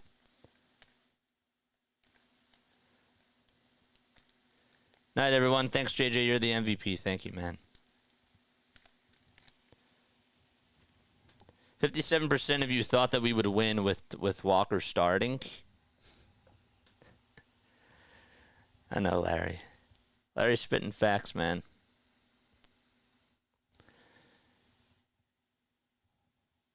All right, so Mercado is in there.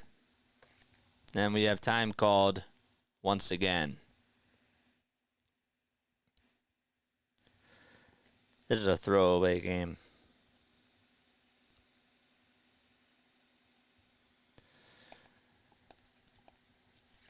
They won the series, and that matters. But my problem is that, again, you can't be throwing away games. Why are we doing that? What type of message is that sending to your ball club? That's the issue that I have today. That's the issue. That is. I think Mark has it, JJ. Probably lack of consistency, knowing when to start, bench / cut players. Thanks, Mark. So it's managing. 1-on in the pitch. Fly ball hit out over to left field, and Pena just got under it, thank goodness.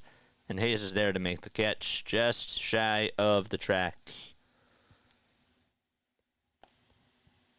Yordan Alvarez.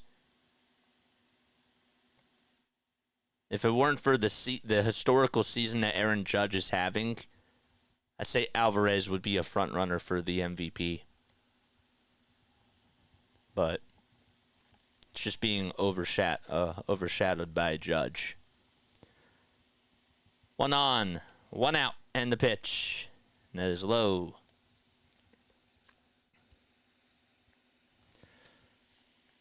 Mercado with 7 pitches so far. He's allowed a home run to Alvarez. And he hit Bregman. Pena fouled out, and the pitch to Caratini is fouled away. Pena actually popped out to left.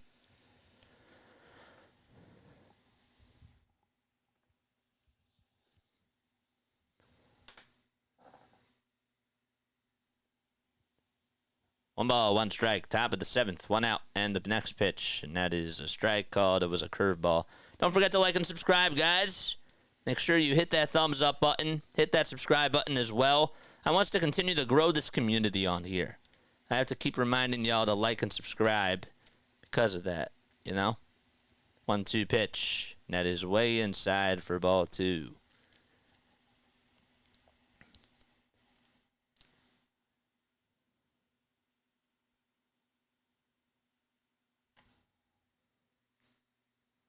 What is going on with this live chat, man?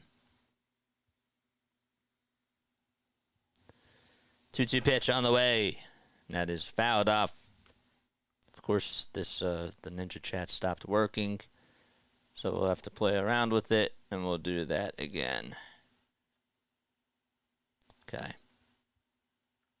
Custom browser docs. 2-2 pitch, way up high and way outside for ball 3. Mercado really not doing such a good job on the pitching side for the Phillies either.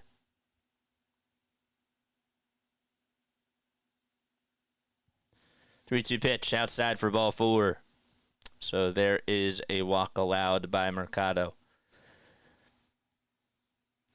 I say fold up the team for good. Says Larry, some of the players seem to not have the same fire as last year. Their faces look mad at times, like they're going through the motions. They'll probably wake up. 66% of you say 66% of you. We have 36 votes so far. Please vote if you haven't done so already. Is offense the number one issue with the Phillies? JJ, do you think the Phillies will get a hit? I have no clue. Now that Arrighetti is done, though, probably. Or, well, they haven't officially ruled if he's done or not. I don't know.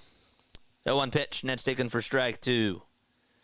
I don't know, but this is a disappointing performance so far by the Phillies, really. It's been really disappointing.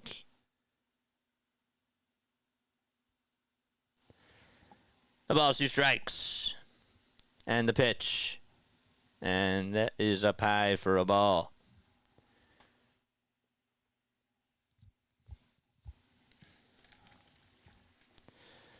Don't forget to like and subscribe. 48 more subs till we get to 4,000. 1-2. That's wide and off the plate for ball 2.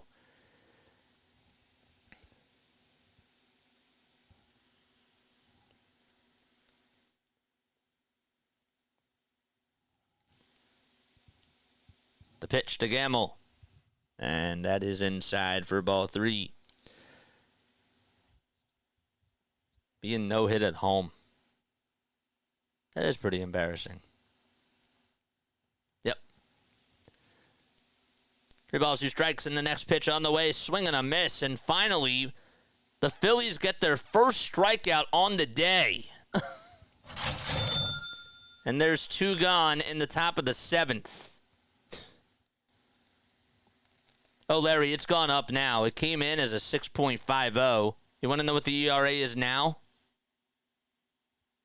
Tell you what the ERA is now. Actually, sorry, it was at a 6.26 coming into today. Now it's at a 6.50. You're right. Now it's gone up to a 10, or close to a 10 for just this month. The pitch. That's taken for a strike. The ball is 1 strike. Myers up to bat. And the next pitch on the way. That's foul towards the screen. Kevin Saucer has the K. There we go. I felt better about the wild card team that went to the finals. But you didn't feel better about that at this point of the season. You felt better about them when they got hot. You didn't feel good about them in September. You thought, uh-oh, we're going to lose. And we're not even going to get to the playoffs. Pitch on the way. Swing and a miss. Another strikeout by Michael Mercado. And the inning is over. It's stretch time at the bank. Phillies are down 7-0 as Yordan Alvarez adds on another run. Thanks to a solo homer. That's his 2nd homer today. I said no, I think it's attitude. JJ, would you start Walker another game? No, personally, no. I would try to find other options. Or I wouldn't start Walker another game, but I'd have him come in for a bullpen game. And it wouldn't be till like the 3rd inning. Jesus Ramos says Chase Utley. Dude, you're so far behind. If you're talking about manager, you're far behind, my guy.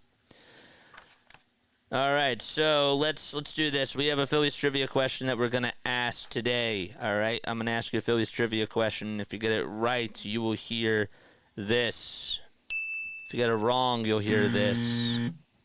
That's what you'll hear. Of course, this is brought to you by Ethan Baumholtz of Advisors Mortgage. For personalized services, call Ethan today at 609-230-5558.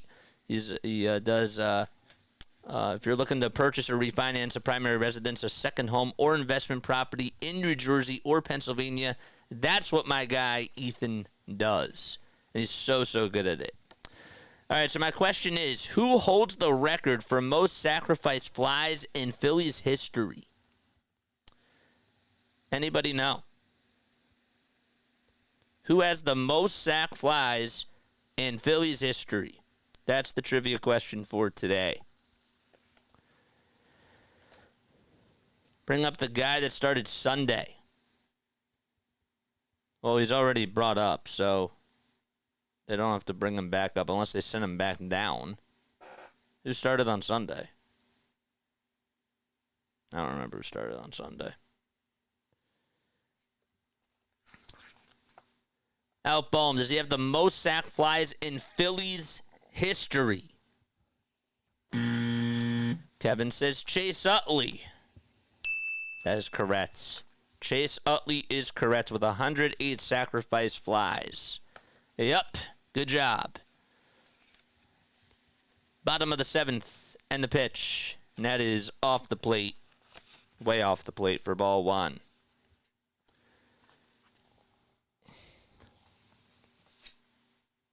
Oh, Allard. 1-0 pitch to Castellanos. Fly ball hit out over to left field. It was on a changeup, and, well, there to make the catch. Out in left is Mauricio Dubon, and Castellanos flies out.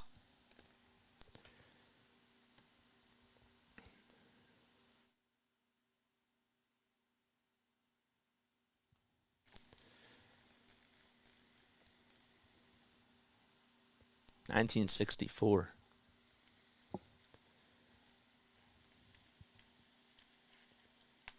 Comes Bryson Stott, and he takes it up high for a ball.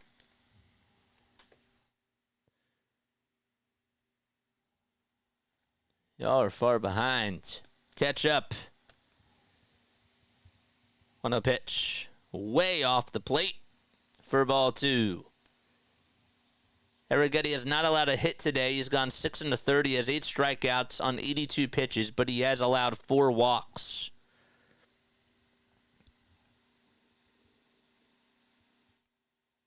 That looked a little bit inside, but that is taken for a strike. Skeleton says, JJ, you should be a media reporter so you can answer good questions to Rob. Thank you, man. I would actually ask tough questions. People would say, nah, JJ's like a cool guy. JJ does his job. No, I would actually ask the tough questions. 2-1, and that's taken for strike 2. 2-2 on the way. That's on the outside corner for a called third strike, and there's the 9th strikeout by Arrighetti.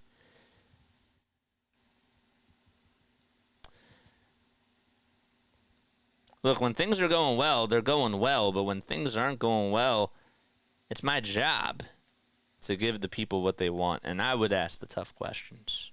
I would ask them. Pitch to Marsh. Fly ball hit out over to left field. That's going back towards the track. And leaping up to make the catch is Dubon. Holy cow.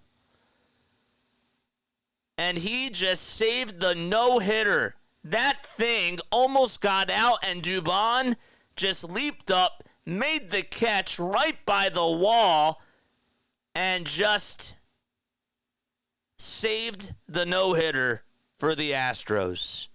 And he smiles as he shakes his head. Sometimes you just got to tip your cap. And that's just one of those moments where you have an acrobatic catch and you just got to salute them. Crazy. Wow. And we go to the top of the 8th. Wow. 7-0 Astros.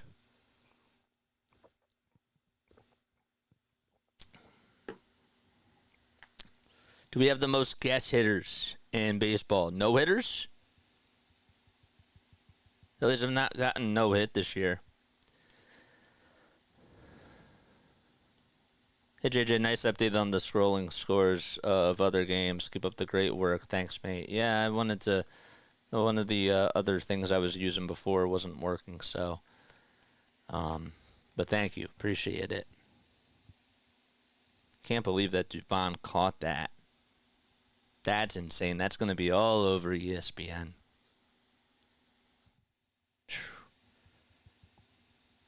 That is wild.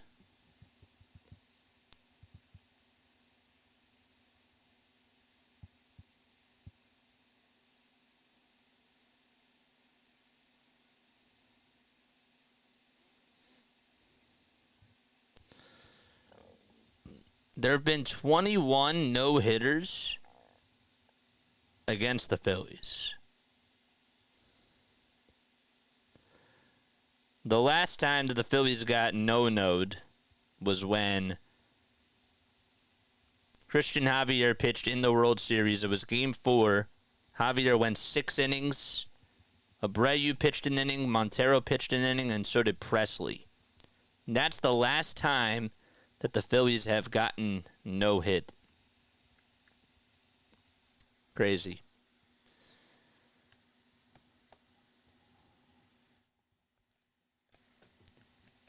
What a ridiculous catch that was.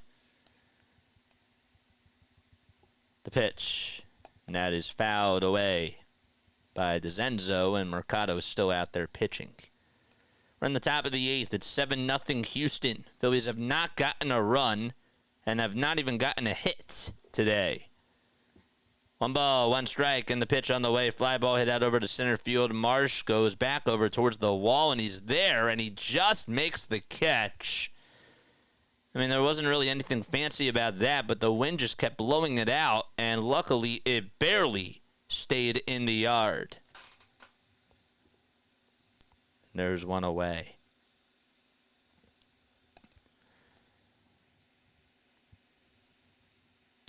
There's Dubon with the incredible catch that he made right at the wall out in left field. He's up to bat now. Just saved the no-hitter so far. Had the RBI single back in the 4th, and he's 1 for 3 today.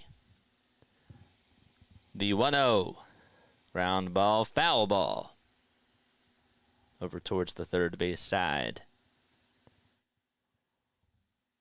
JJ was Mike Schmidt. You guys, y'all got to fast forward. Y'all are like so far behind. 1 ball, 1 strike. And Mercado kicks and delivers. And it's fouled away once again. Time is it 6:04? Wow. The pitch. Low and away for ball 2. Braves will send Chris Sale out there on the mound. Pitching against the Twins. The game will start 7:40 p.m. Eastern Time. The 2-2 pitch. Line drive into left field for a base hit. And there's a 1 out. A single by Dubon. It was Chase. Yeah. Yeah, y'all are like far behind. I said that you were correct. I think you answered. Didn't you answer? You did. You answered. 1 out, top of the 8th inning. The Braves and the Twins are 72-60. David Festa is going to be the other guy pitching for Minnesota. And the first pitch is taken for strike 1 to Chas McCormick, who's just hitting a .188 this season with 4 homers and 22 RBI. 0-1 pitch on the way. Fly ball hit out over to deep right center field, and that ball is gone. Michael Mercado gives up his 2nd homer in his 2nd straight inning. And the Astros continue to pounce the Phillies and lead it 9-0.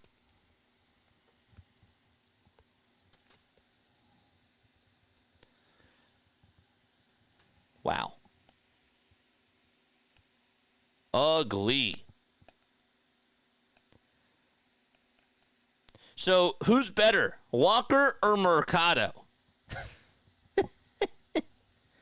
Who's better? better.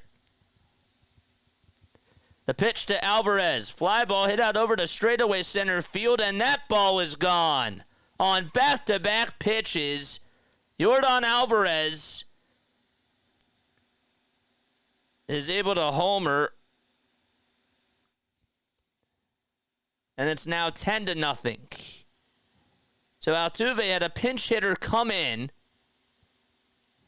And a 2-run homer was hit by Chas McCormick. And on the next pitch, Yordan Alvarez goes deep. And he has his 3rd homer of the day.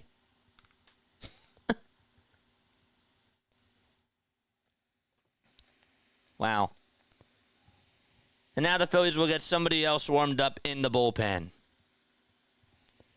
And actually, they'll make another pitching change. So, just like that, it's 10-0 Astros. Sanchez tomorrow night.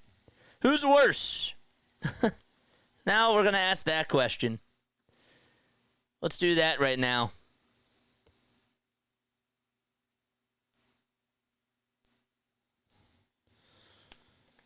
Who's worse? Mercado or Walker?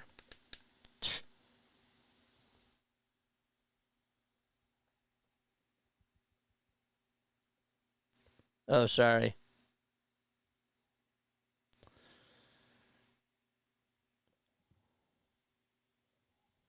Who's worse? Mercado or Walker? Walker, even though Mercado just gave up 3 homers in not even 2 innings.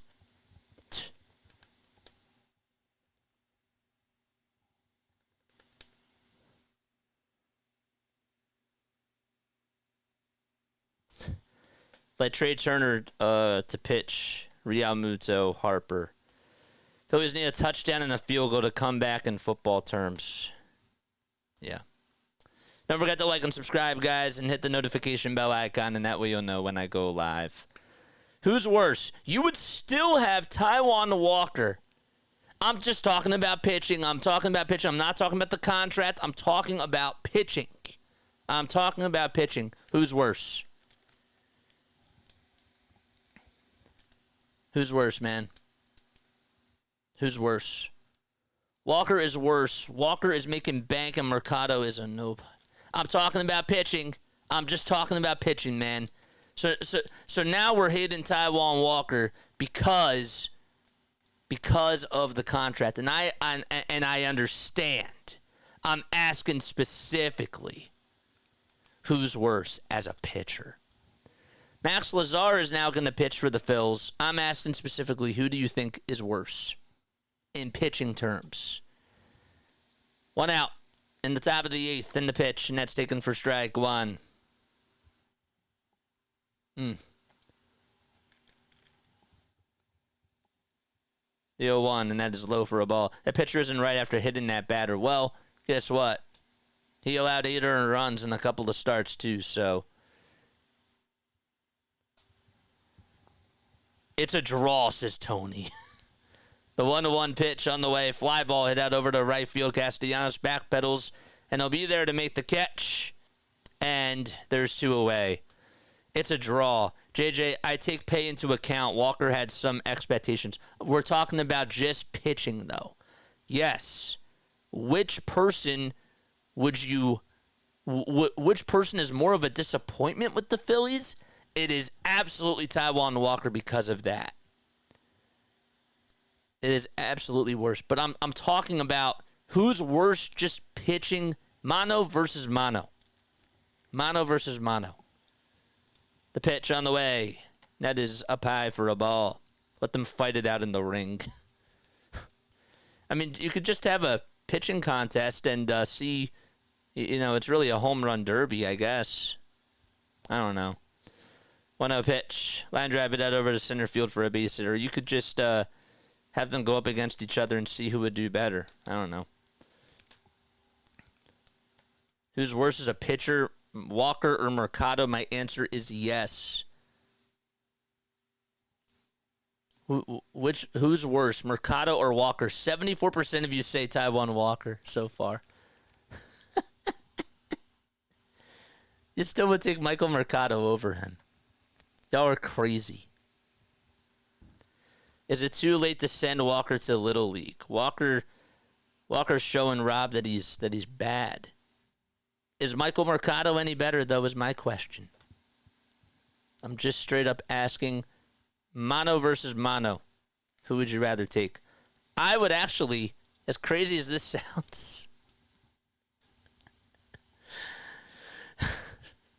Mercado is a 9.26 ERA. Last time he pitched, he allowed 6 earned runs in 4 innings. And then the time before that, he allowed 5 earned runs in 1 2/3. I would take Taijuan Walker over Michael Mercado. I would. On the Game Snowman broadcast, I think it's clear who's at fault here. Well, thank you. Yep, it's definitely my fault for sure. Is there a 10-run mercy rule? No, it's not how it works. We got a baseball game to finish. Hey, Mercado had a good game this year. Hey, Taijuan Walker had a good game this year. So, guess what? Walker maybe had more opportunities, but at the same time, it's a 9.26 ERA, and Michael Mercado didn't really show that he could be better. So, I don't know. Why Mercado's a skeleton? Well, he just gave up 3 homers. So that's why I'm asking the poll question. Who's worse, Mercado or Walker? Player of the game is JJ. Thanks, David. Here comes Austin Hayes in the first pitch. Ground ball, and it's scooped up by the shortstop. Throw over to first, and Austin Hayes breaks the ice. And finally, the Phillies get their first hit of the day. It's on an infield single by Austin Hayes, and he breaks up the no-hitter and gets on with an infield single. How about that?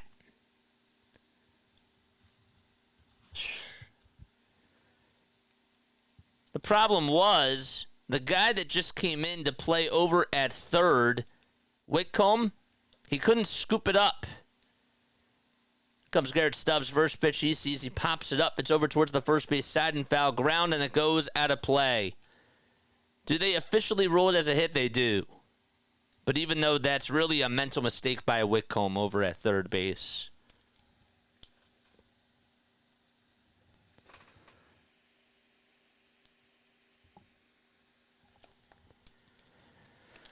Brian King is getting warmed up in the Astros bullpen in the 0-1, swing and a miss.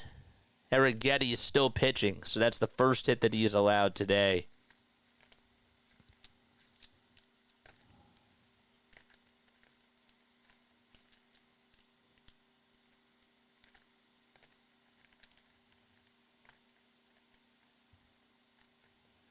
The ball is 2 strikes and time called. That's what we're doing. We're getting excited about getting a hit. I agree with you. Astros have 17 hits today, and we only have 1. Isn't that crazy?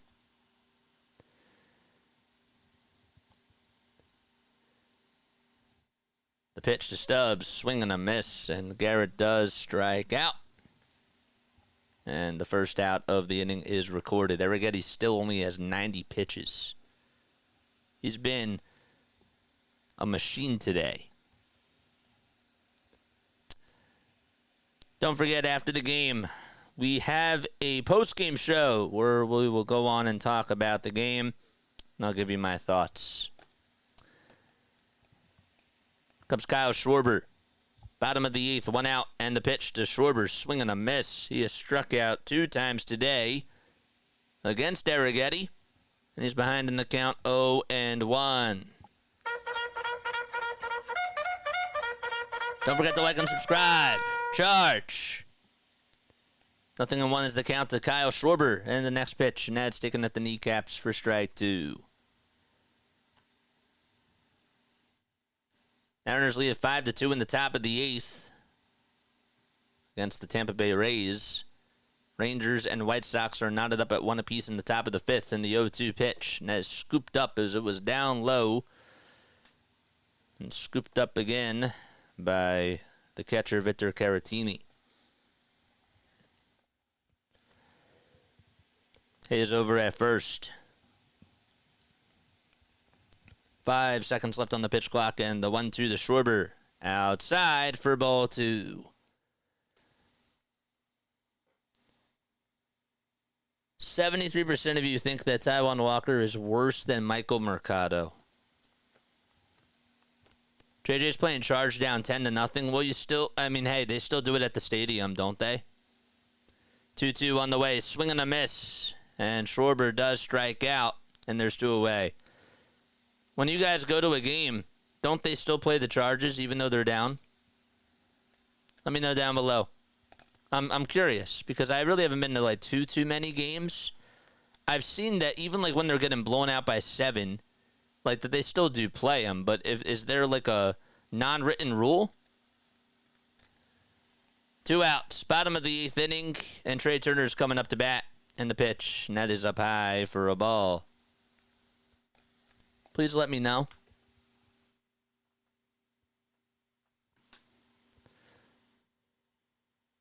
Cubs were down 10-2 and came back today. They were. 1-0 pitch, swing and a miss.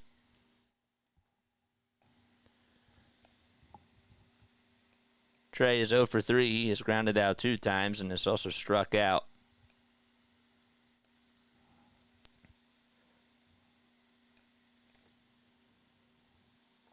The pitch to Turner. Fly ball. It's a foul ball as it goes out of play. They play charge for the little kids in the stands. No, they don't just play it for the little kids. They play it for fan engagement as well. I know that because I've had conversations with some people, and they still do it because how do you still keep them engaged, man? 1-2. That is outside for a ball. Jeez, this is your call here, JJ. It's your stage, your show. No, for sure. I'm just asking the question. I don't mean it like it's a bad thing. I'm asking if people, if the home team is getting blown out, have you heard, or like when you go to a game, do you still hear them playing it? 2-2. Check swing, did he go? And they say no over at first. It's a full count to Trey Turner. Arrighetti with 100 pitches. And the 3-2 to Trey, and he fouls it off and stays alive.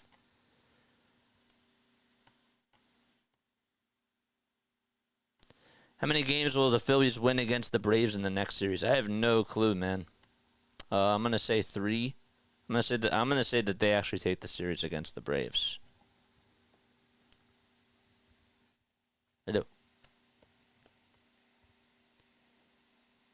Payoff pitch to Turner, and he fouls it off and continues the battle here. Harper is in the on-deck circle.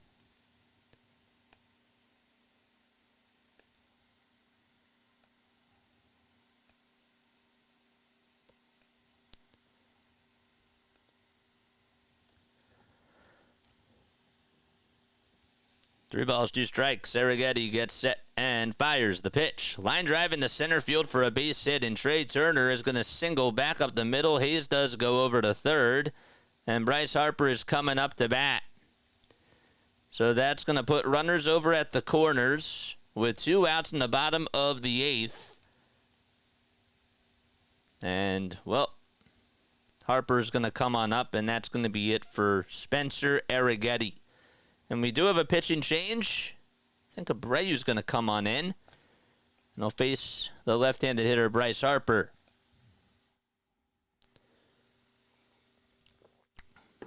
This is an ugly game. It is.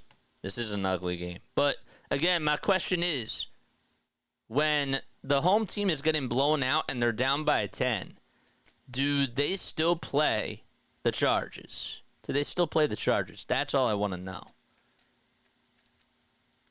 You're supposed to, but have you ever been to a game where the home team is down by like 7 or 8 runs, and yet they still play the Chargers? That's just my question that I have for y'all. I'm going to take the hat off.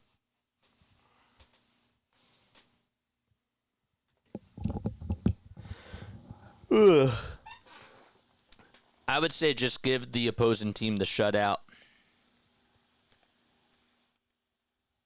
I don't like that either. I don't like the mindset of, let's just give up. I don't like that, man. I don't. I've never, even though I said, do you consider doing it today? I still don't like that philosophy. I would imagine the stadium is pretty empty now. In Philly, the organ player might be in danger if they do. Do they have an organ player in Philly? Do they actually have an organ player? Phillies organ player. I don't think that they have an organ player anymore. They do?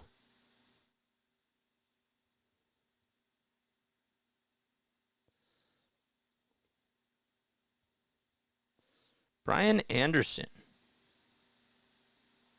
But it's pre-recorded. You tired? Heard you yawn. No, that's just a natural reaction. When you're sitting and you're doing a cast for 2.5, 3 hours, you naturally yawn. That's a natural thing. It is. And when there's not a lot of action, because guess what? You have to keep it going. But no, that's just a natural thing. I'm not tired. The pitch on the way. That is low for a ball. Do we get Stubbs in the 9th? Don't know. Let's just ruin the shutout, Phillies. I want us to win the game, man. Brian King is pitching. We're in the bottom of the 8th. There's 2 outs, 2 runners on. And the 1-0 pitch. Swing and a foul ball. Hit that like button. Hit that subscribe button, too.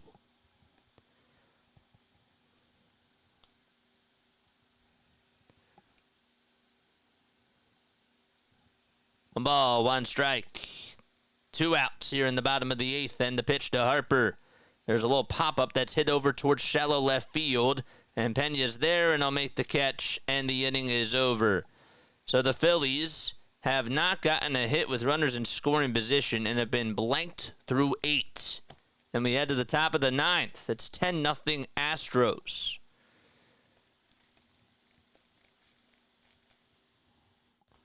Ugly game. Sorry you had to return for this. It is what it is, guys. I'm, in all honesty, man. In all honesty, of course I'm a fan of the game, but more than anything, and I truly do mean this. I want you to understand that I actually mean this, okay? I want to put the camera on me for a second. I do this. Yes, I'm a fan of this team. Yes, I love this team, but I honestly do this because I love these. And if you didn't see what I was pointing at, if you're tuning in on an audio platform, I love the headsets. That's another reason why I don't always kick and scream on here, because I have a love for putting these headsets on and just calling games, period. I understand that you have to somewhat be a homer, and I get that.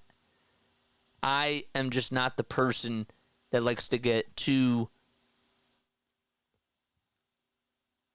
I don't like to yell too much. I give my opinions, and I tell you how I feel, but again, it's not a part of who I am. I'm not a yeller type of a guy. Unless it's for a podcast or it's at the end of the game. So that's how I feel, though. JJ, stop this nonsense. What do you mean, Jackie? What do you mean, Jackie? I would be yelling and screaming so much at this game. And I'm not, man. And that's the difference between you and I. Because you're watching it, you do it as a fan. And there's nothing wrong with that. I do it as a broadcast. But I still criticize. I do. Top of the ninth. Nobody on and nobody out. And the first pitch is taken for a ball. Wes Wilson is going to be pitching. Walker's ERA over the last 7 days is making 18 making $18 million. Again, we're talking about mono versus mono. We're not talking about the contract. We're talking about just pitching. That's it. That's all that we're talking about. The pitch on the way. Ground ball hit over to third base, and the throw over to first is in time. And Wes Wilson faces his first batter of the season and gets a ground out. And the pitch on the way. Ground ball back up the middle for a base hit. Objectively, as a broadcaster, how does Walker not infuriate you, especially Rob's decision to keep putting him in there? No, again, if you've listened to me, I've been really disappointed with Taijuan Walker. So, get a Wawa coffee after your show, JJ. Yeah, that's going to keep me up at night, my guy. One out, top of the ninth, and the pitch. There's a fly ball. It's hit out over towards shallow right field. Castellanos comes running in, and he'll be there to make the catch.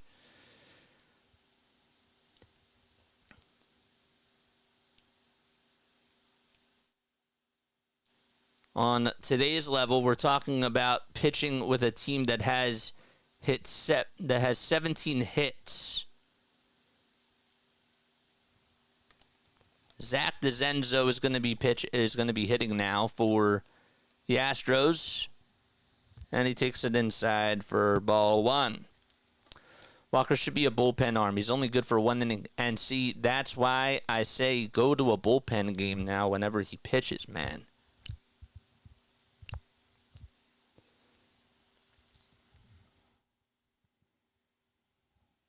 2 balls, no strikes, and the pitch on the way. Fly ball hit out over to right field, and Castellanos goes over towards his right, and he's there to make the catch. And the inning is over as we go to the bottom of the ninth. Phillies down 10-0. And they will come up to bat. 17-2 hits. Yeah, I got you. I understand what you're saying. You can always be the Stephen A. Smith broadcasting type. But Stephen A., does he do play-by-play? Does he do color commentary? I'm not trying to fire a shot at Stephen A. That's not what I'm trying to do. Don't get that misconstrued. But again, different job, man. Phillies are 0-9 in their last 9 Walker starts. At a certain point, he's a liability. He has a negative WAR as a starting pitcher. No, I agree with that. But I'm saying mono versus mono, right? Forget about the contract. Forget about how much he's getting paid. If we're just taking single-handedly Michael Mercado and Taijuan Walker, which pitcher would you rather take if you had to choose? If you had to choose in that type of a situation. Mercado's ERA is honestly even worse than Taijuan Walker's is. I'm not telling you that Walker is better. I'm asking you specifically, who would you rather take? That's all I'm asking. I will say, at least Walker had an outing where he allowed 3 earned runs on 4 hits. Again, we're just talking about pitching. Pitching 1 versus 1. Mercado even went 1 2/3 today and allowed 3 homers.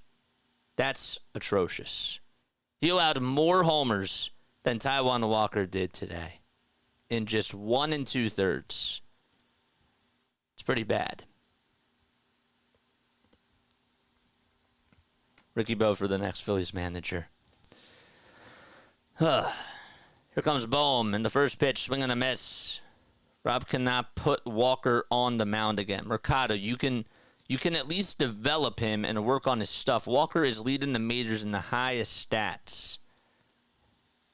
The ball is 1 strike in the next pitch, and that is outside. Walker's leading the majors in the highest stats for a starting pitcher. I'd rather let a minor league player start. Okay, that's actually that's a fair argument, man.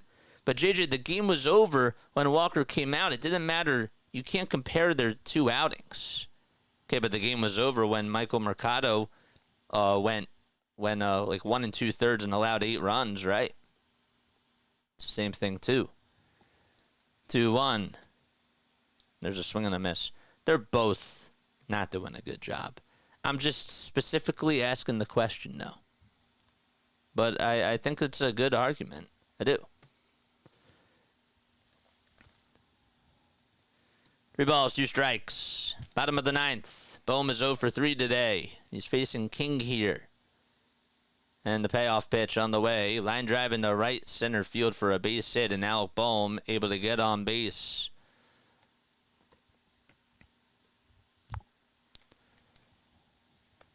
So there's an opposite field single. And Bohm does get aboard.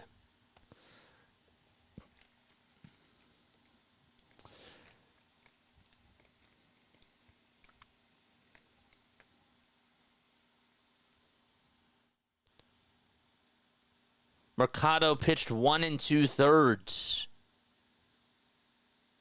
The pitch, swing and a miss. But he pitched 1 2/3, Jackie. He couldn't even go 5 innings, man. They're just, it's not a good sight. The 0-1. That is swung on and missed for strike 2. Johan Rojas is up to bat. The 0-2 pitch, and that's going to hit Rojas right on the big toe. Just got his big toe on his left foot, and he is going to be going over to first.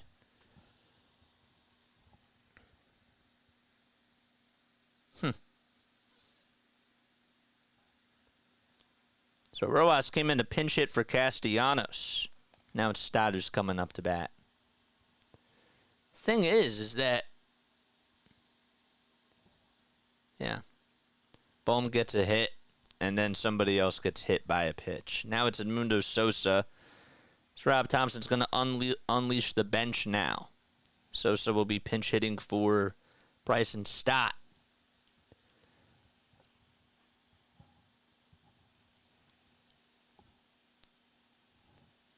The pitch. There it is, and that is strike 2.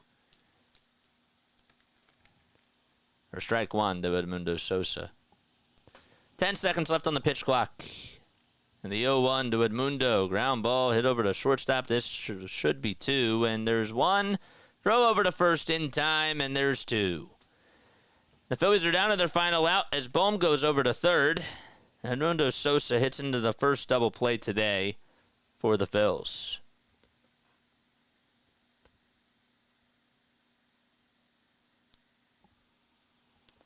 Time to break the shutout. JJ, it's not even close. What did Jackie say? I want to come back up there. JJ, the game was over. I don't get the argument. Mercado has had just as many quality starts as Walker in 7 less outings. 1 ball, no strikes. And the next pitch, Inez taken for a strike. So you're saying that Mercado is better? Is my question. 1-1. Inez taken for strike 2 at the knees. And the Phillies are down to their final strike. Mercado in his last 10 2/3 is a 10.13 ERA. 1-2. That is low and outside for ball 2.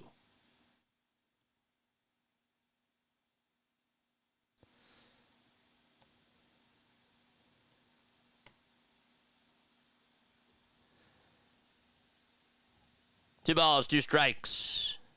And the pitch to Marsh. It was outside, but it's a called strike 3, and that's the ball game. So the Phillies get shut out by the Astros, who avoid a sweep and put on a clinic today against the Phils. And they win by a final score of 10-0. So that's the ball game. Astros are able to get the win and shut out the Phillies at home. And they slaughter the Phillies today as they get into double figures.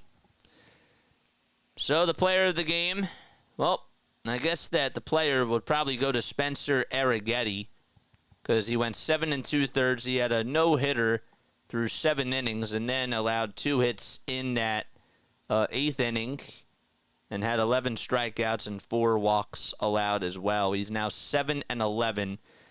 Told you he's been really good over his last couple of starts overall. He has some really good stuff. And he did a very good job today against the Phils. Taijuan Walker gets his 6th loss of the season. He's now 3-6. He went 6 innings today, allowed 13 hits and 6 earned runs. Couldn't even record a strikeout and walked the batter. And the Phillies had nothing else to show for it. So, and they lose by a final score of 10-0. So, that's the game. Phillies will play and host the Atlanta Braves for a 4-game set. And they'll be back tomorrow night. We still have a reaction to do, and that's what we're going to do now. 18 hits for the Astros. 10-0 is the score. Again, Arrighetti gets the win. He's now 7-11. Walker gets the loss. He's now 3-6. Yeah, so what are my final thoughts? My final thoughts are the following, all right? So let's go to me for a second. First and foremost, okay? Thank you all so much for coming back and for tuning in. I really did enjoy my vacation. I had a really, really good time, man. I did. It was fun. And I was happy that I got to be away from this team for a little bit of time. So that was nice. But now that I'm back, all right, so how do I feel about this loss is probably like what you're wondering. I'm not happy with the way that Rob managed the game again. Thought he did a really poor job. I actually kind of felt a little bit bad for Taijuan Walker because, you know, once you allow a couple of hits, and even though he actually, I think he got away with one in that 3rd inning, man, because if Altuve didn't get caught, well, there's another run on the RBI single, potential RBI single, what could have been by Alvarez, and who knows. But in that 4th inning today, Walker is giving up base hits to Myers, to Dubon, and then he gives up a home run to Alvarez. And your goal is to win the game. Yes, Taijuan Walker is pitching, but if you're the manager, you can't just wave the white flag. Again, I have problems with what the message is being sent to this team as. And I can't see them just, you know, going down like this. They got to go down with a fight, man. And that's from everybody. Okay, sometimes your offense is not going to be good. Sometimes your defense is going to bail you out. Sometimes it won't bail you out. Sometimes your pitching will do a really good job. Sometimes it won't. But when both of those things are happening, then you go to Rob, and then you think to yourself, well, you know, it's now a 3-0 game. We have a 6-game lead over the Braves. We're trying to get the best record in the National League. I know that they won the series, but I want to win. I want to win. And I want to put this team in a position to win. And you just kept him out there for that long. And then you sort of force yourself to go to Michael Mercado. And Mercado doesn't do a good job. You know? So it was just a bad day all around for the Phillies. The offense went silent again. I figured that was going to happen against Arrighetti. Arrighetti's a really good pitcher and has been one of their guys that's just had some really, really good stuff. He really has. And, you know, you needed him to, you needed the Phillies to just do a lot offensively. When he's on, he's on. Sometimes he'll have his bad outings, like when he allowed 7 earned runs and 1 in the 3rd against the Tigers. But then he'll come back and give you 7 shutout innings and get you 10 strikeouts and only allow 3 hits against the Rockies. Like, that's the type of pitcher that he is. He can be so good, and when he's on, and he's sort of like an ace. But when he's off and he's not doing well, then it's going to be a tough day if you're the opponent. Or sorry, if you have him on his team. So, yeah, not a good performance by the manager. I said last week that I would give him 10 games. And for the last 5 games or so, I'd say that he's gotten overall a B. But this is now his 2nd F today. I thought that as a manager, he didn't have his guys ready, and he didn't put the team in the position to win. And That's how I feel about that. Not a good day at all whatsoever. I was really disappointed with just the lack thereof sense of urgency, and I figured that, okay, if Arrigetti's on his game, Walker needs to be pulled, and you gotta fight for this. I want to go for the sweep. Yes, I care about the Braves. There is a tomorrow. I get it, but you have to win these games, and you got to put everybody out there, man. That's how I feel, though. So, don't forget, you're more than welcome to like and subscribe. Cotto has very few innings. He could turn things around eventually. We know what Walker is. No hope for him. Randy Johnson was bad at the start of his career. It's true. You're right. Not wrong about that, man. Mercado still has potential. He could figure things out. Walker can't. So, JJ, who would you be okay with to burn the bullpen today and lose or would you be okay with burning the bullpen today, losing 6? Man, if my team goes down swinging, that's all I care about, man. I do not like waving that flag. I do not like surrendering. I do not like giving up. I like to go out there, and my thought is go out there and win every single game. That's how I feel. I'm going to do whatever is best for my team to go out there and win. Do I care about the future? Yes. Yes, I do. But there's a time for that, and when your team is down like 5-0, it's time to take them out. It's more than time. We swing at everything. Yep. Bad plate discipline once again today. And I have a right to not feel happy about that, man. I have a right to be upset about that. But, yeah. That's where I am, man. 12 strikeouts today. Sometimes the manager, says Philly Halftime, needs to win the game by putting people in the right position. Correct. Correct. And that's who the number one problem lies on today. That's who it goes on today, man. Rob did not have his team ready. So, it's one game out of the 162, and everyone is going to win 50 and less 50s. Today was one of those lose 50 games.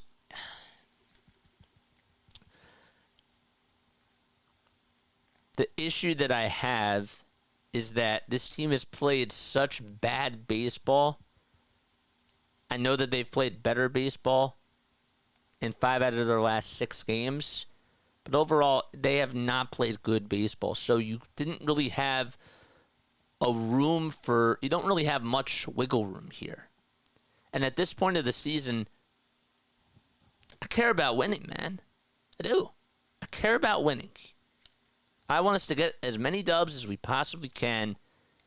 Of course, I want everybody to be healthy for the postseason. But we need to get these wins. All right? Get ready for the Braves. I don't like that we occasionally have games that look like we're conceding. Correct. Before we even start, and that's on Rob. Correct. Preach. At least the Phillies won the series. That's not the mentality I want after today. And Wes Wilson is better at pitching than Walker. That's not the mentality I want. Right now, yes, last night we celebrated winning the series. Today, we criticize how they did for this game. So, all right, I'm done. I will catch you all in the next one. I'll see you all tomorrow night. 6:40 p.m. is the start time against the Braves. All right, felt good to be back on the mic tonight. And I will see you all tomorrow. Altuve, everybody, and good night. Peace out.